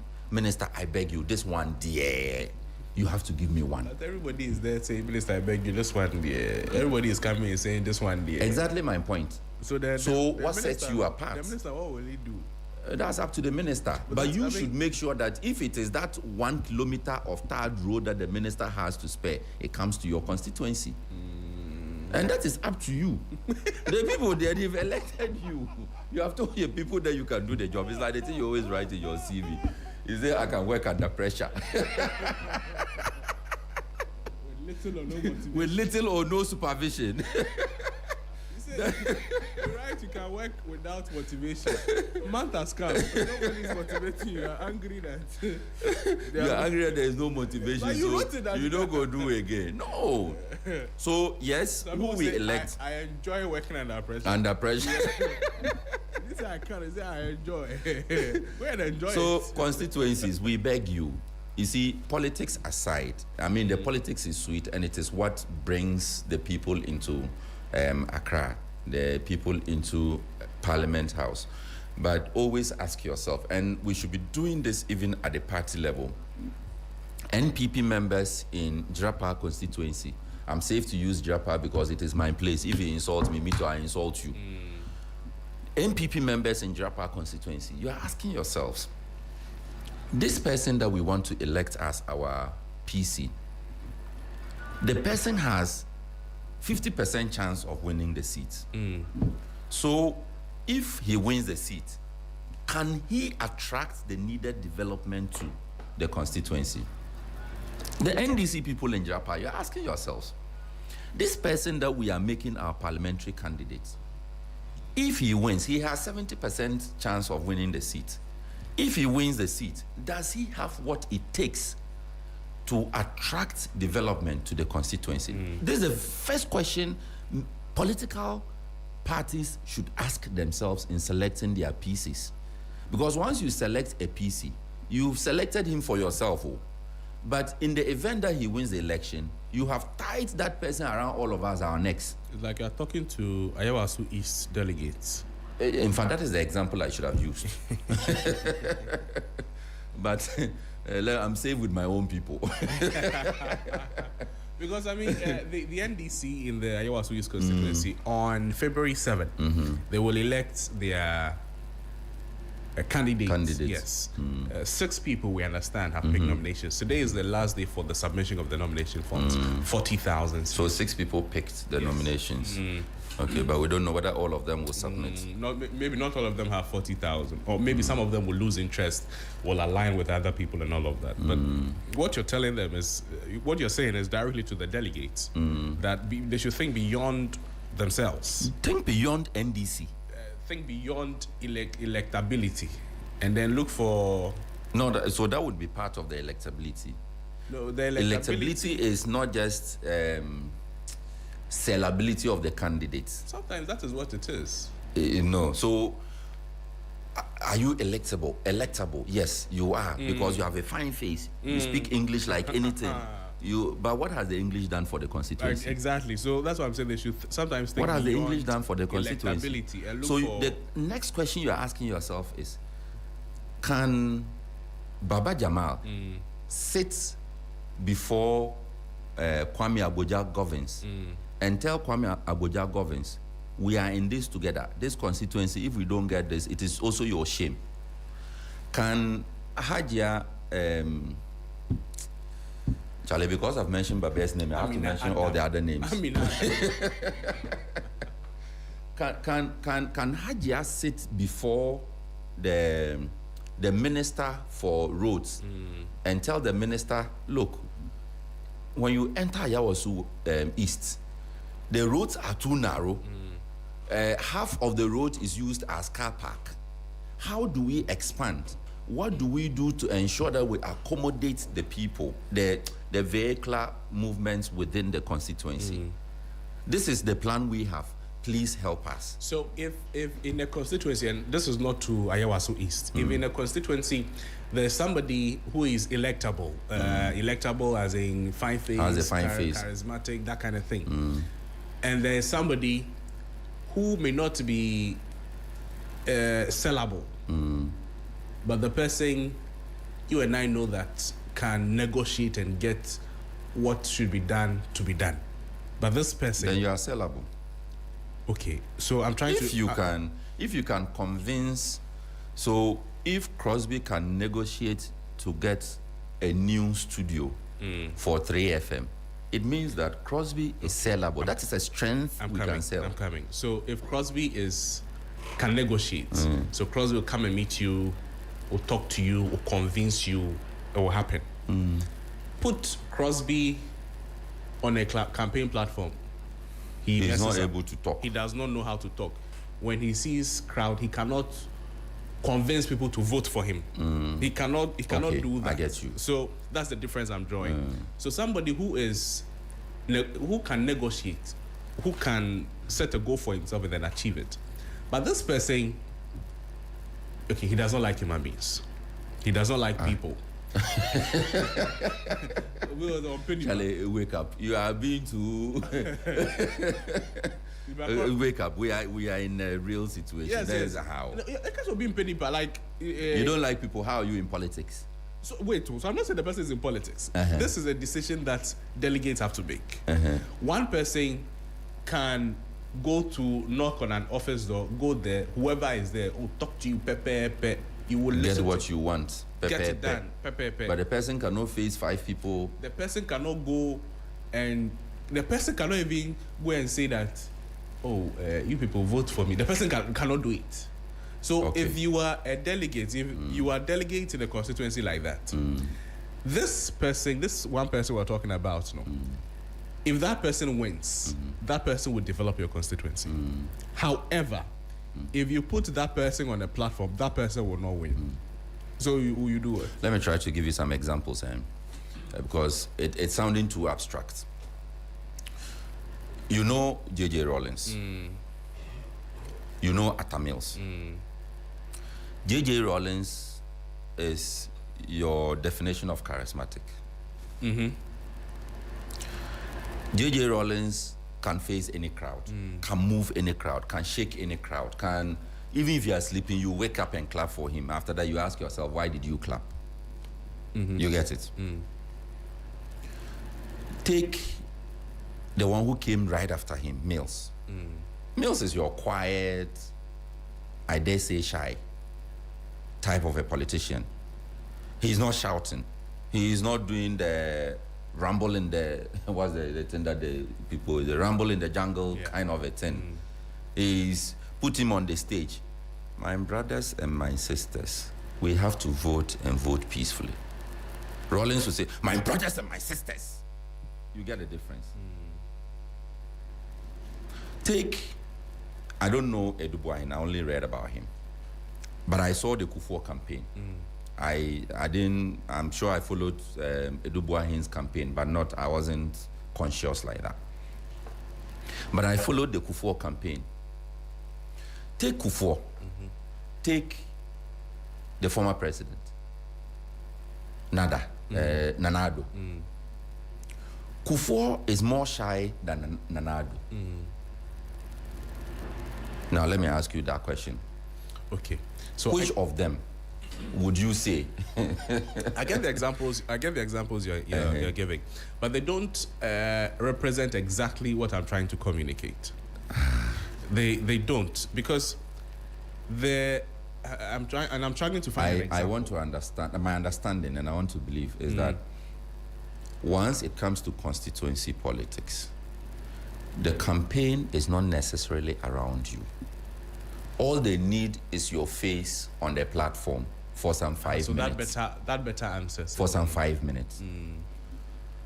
So with the Mills campaign, he went around the country. There were people doing the choboy. He was carrying the message in his calm demeanor, which people came to fall in love with. So in this case, it means the constituent or the delegate should take up the mantle of letting people vote for you, regardless they see you or they don't see you, because they know what you can do for them if you get there. Exactly. Okay. Makes sense. Exactly. That makes sense. So your party knows you, which is also another of the problems. The party usually would have an option between a good one and a bad one. Right. But the bad one usually has a lot of money. And it's usually very loud. The good one usually has no money and has very few people following him. But on the whole, they all agree that this good one is the one we should present. But he doesn't have the money. So she's going to find the money for him.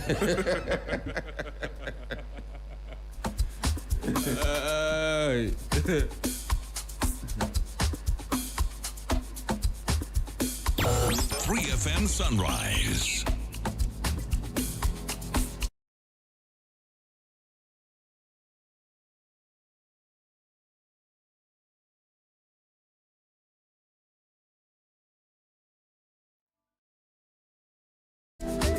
In a few moments, we'll play with you. We'll play for you.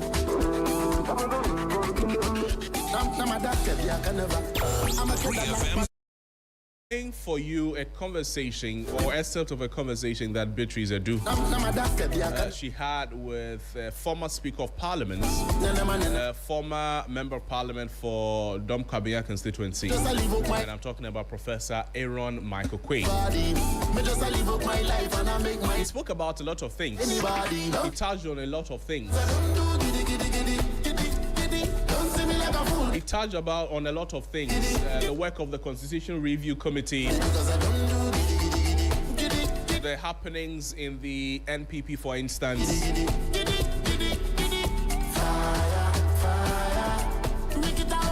So far of the President Mahama administration, and a lot of other things. So stay with us here on Sunrise on 3FM 92.7 and enjoy the conversation between Beatrice Eju and then Professor Aaron Michael Quay. We'll be back to say goodbye to you. He is a former Speaker of Parliament. He is a founding member of Ghana's biggest opposition party, the New Patriotic Party, a lawyer and a professor of politics. So he's a man who wears many hats.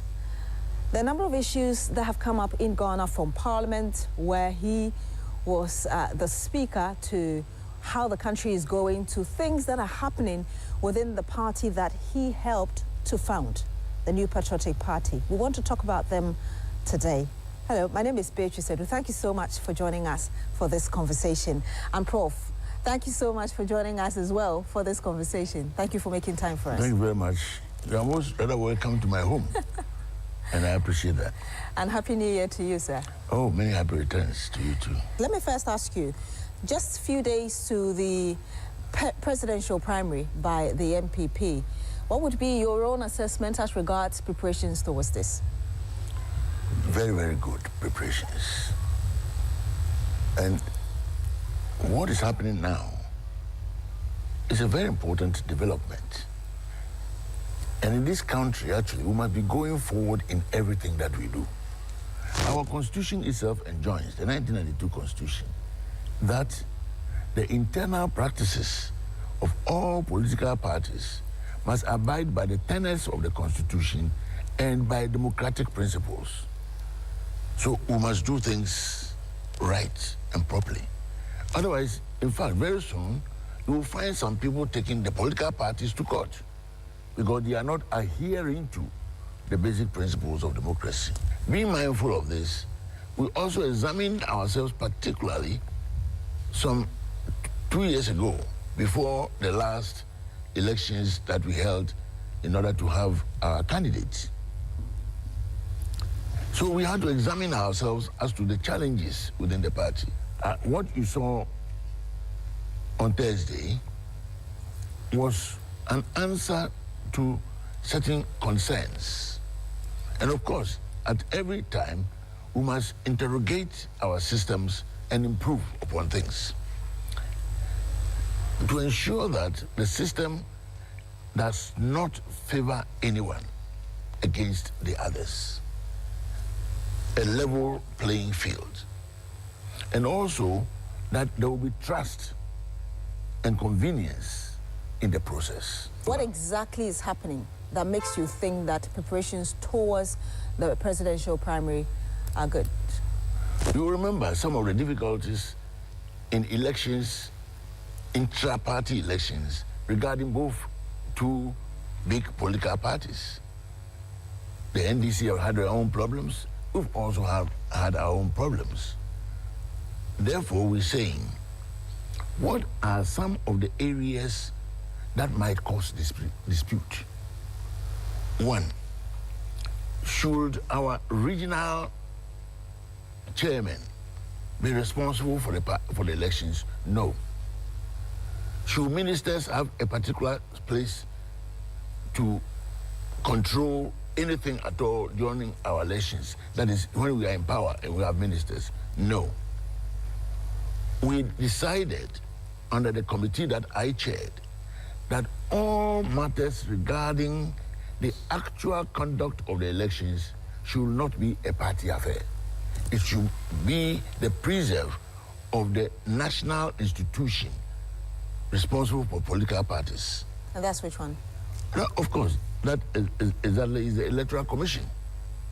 So, the processes by which the Electoral Commission just printed ballot papers. In fact, at one time, even our party were printing our own ballot papers.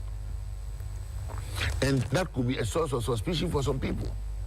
So we said the entire management of the election per se should be the business of the Electoral Commission. No party person should have any control or give any direction over how it should be done. So when you say the issue where the Electoral Commission is printing ballot papers, are you referring to issues prior to 2024 general election, or you're still referring to the MPP's internal election? Issues regarding previous elections. And we're talking then about the issues that many people raised by way of their concerns. Now, you talked about the fact that the MPP or political parties must respect democratic principles. And yet, this very presidential primary you're going into, a number of people have expressed reservations about why the party has chosen to do this upside down.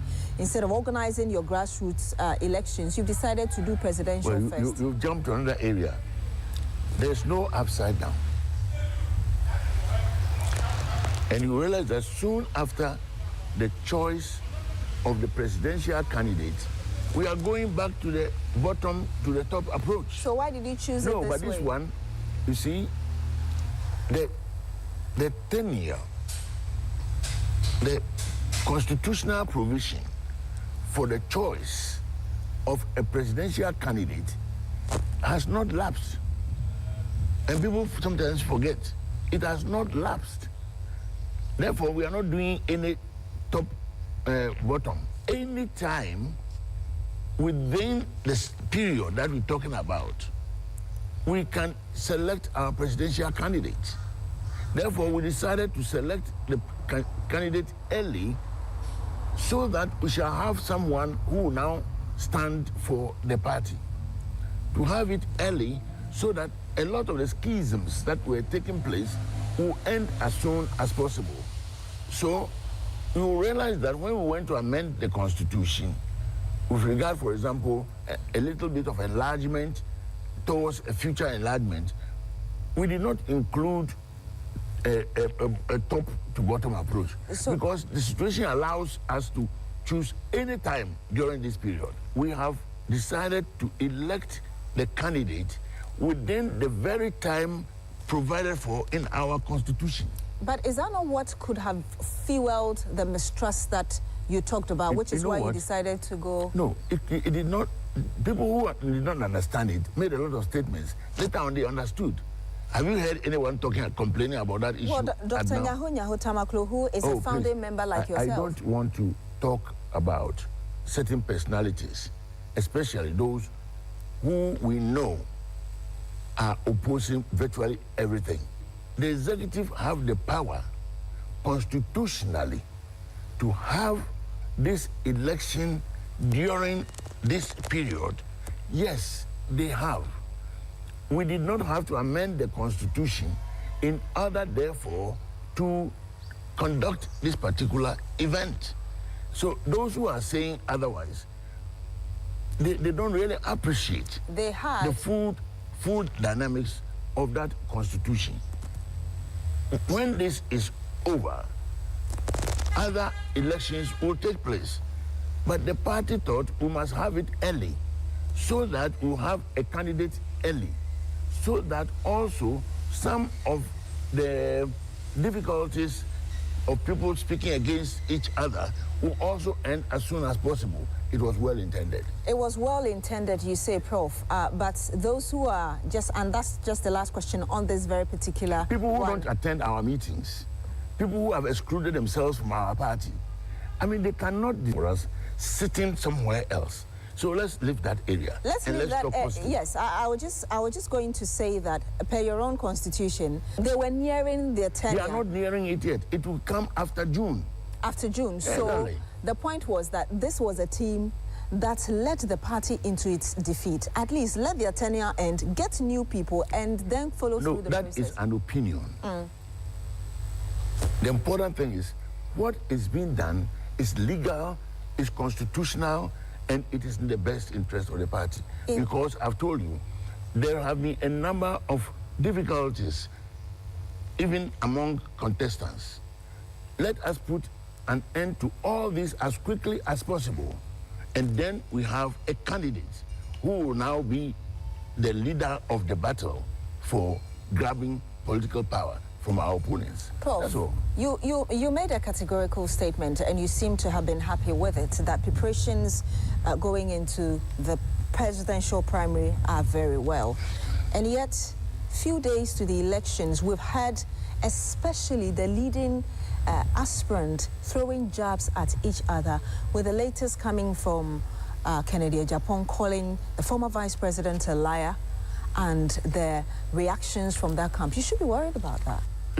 Well, therefore, if the Congress is early, so that such matters will end as soon as possible, of course, you will understand. You will understand. That is why the Congress is early, so that we'll put an end to all these, put them behind us, and move on forward towards the main purpose of the party, to contest the national general elections. But of course, some of these matters on social media, they are not even easy to verify. I've watched the video of Kennedy Agyapong. I haven't, unfortunately. And when these come to the disciplinary committee, action is always taken by way of advisory aspects of this by the National Council of Elders. Has it come to the disciplinary committee yet? I say, oh, this matter, I don't even know of it. So you don't know about it might be something fresh. But beyond that, I mean, this throwing of jabs, we've even heard the spokespersons exchange words on social media. These difficulties, they do arise.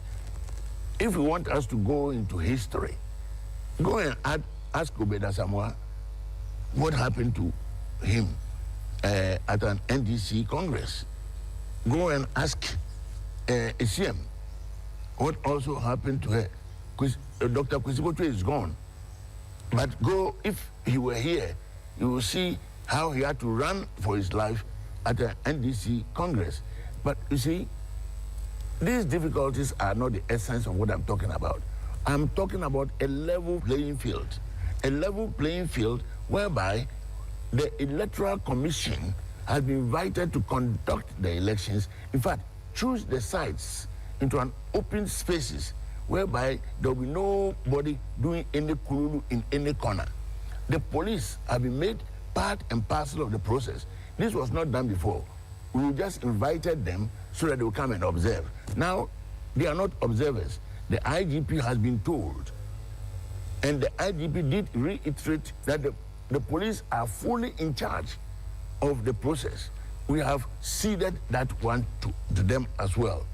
The National Peace Council was also invited to be part and parcel of the process, so that we all know that this is not an event that one can sort of play through on, but that we are going by democratic principles, as indeed we are enjoined by the National Constitution. 3FM Sunrise. Former Speaker of Parliament, Professor Michael Quaye, is also a former Member of Parliament for Dom Kwabenya, a leading figure in the NPP, a leading member of the opposition, the New Patriotic Party. He spoke with my colleague Beatrice Adu there.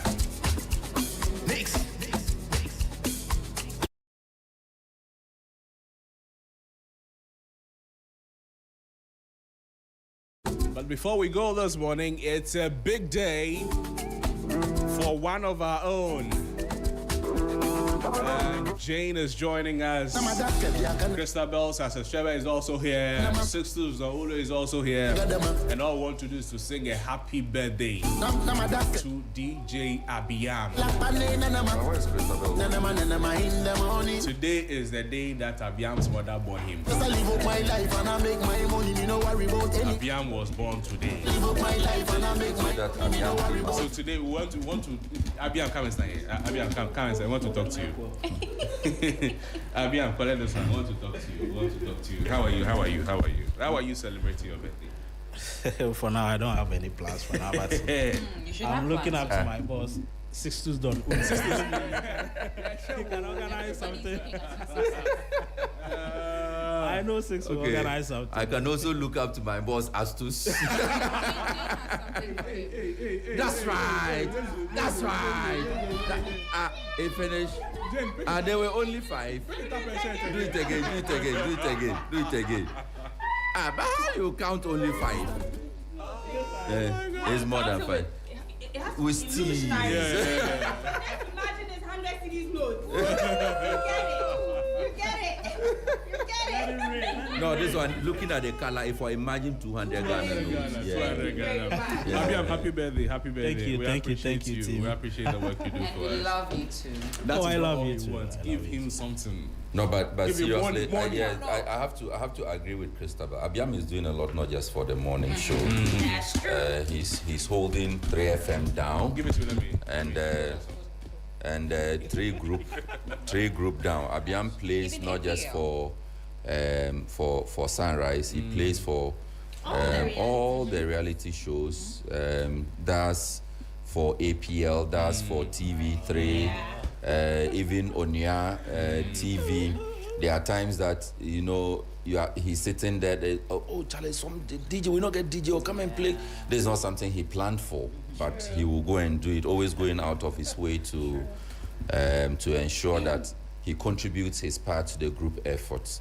And on behalf of Lois Kisiedu, I want to say. Has she sent you? Somebody else. She has planned her own something. She wants to come and dash the man a car. I come to say on behalf of. It's Abiam. So on behalf of. If it's a car, I want Lexus.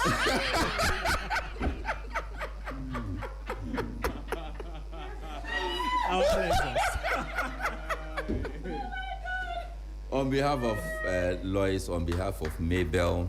On behalf of who again? Yeah, Mabel and Astus. On behalf programs manager.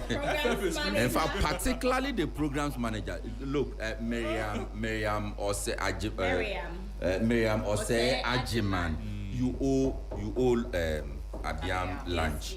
Miriam, if you don't, I will mention your name on air again tomorrow. If you don't give them. You are always worrying Abiam. You are calling Abiam middle of the night to come and play. Sheila, head of production for Trade Group. Abiam, happy birthday. Sheila, you are also you owe Abiam. So that's 2 lunch. Do you want both today? 6. No, one today, one on Thursday. Anyways, we have to go. Crosby, last one. Yes. Beneficiaries of Kosomia Care and members of FF. happy birthday to our staunch member. Our very dedicated member. It's very simple. Find the man, take him to Wengeze, and then. No. The man will definitely go to Wengeze. He will definitely take you to Wengeze. But we want to tell him that we love him. We appreciate him. We don't go to Wengeze with the Wawansi. But the woman spread the money for you. Gather and they carry go again. Thank you so much for joining us this morning. We appreciate your time.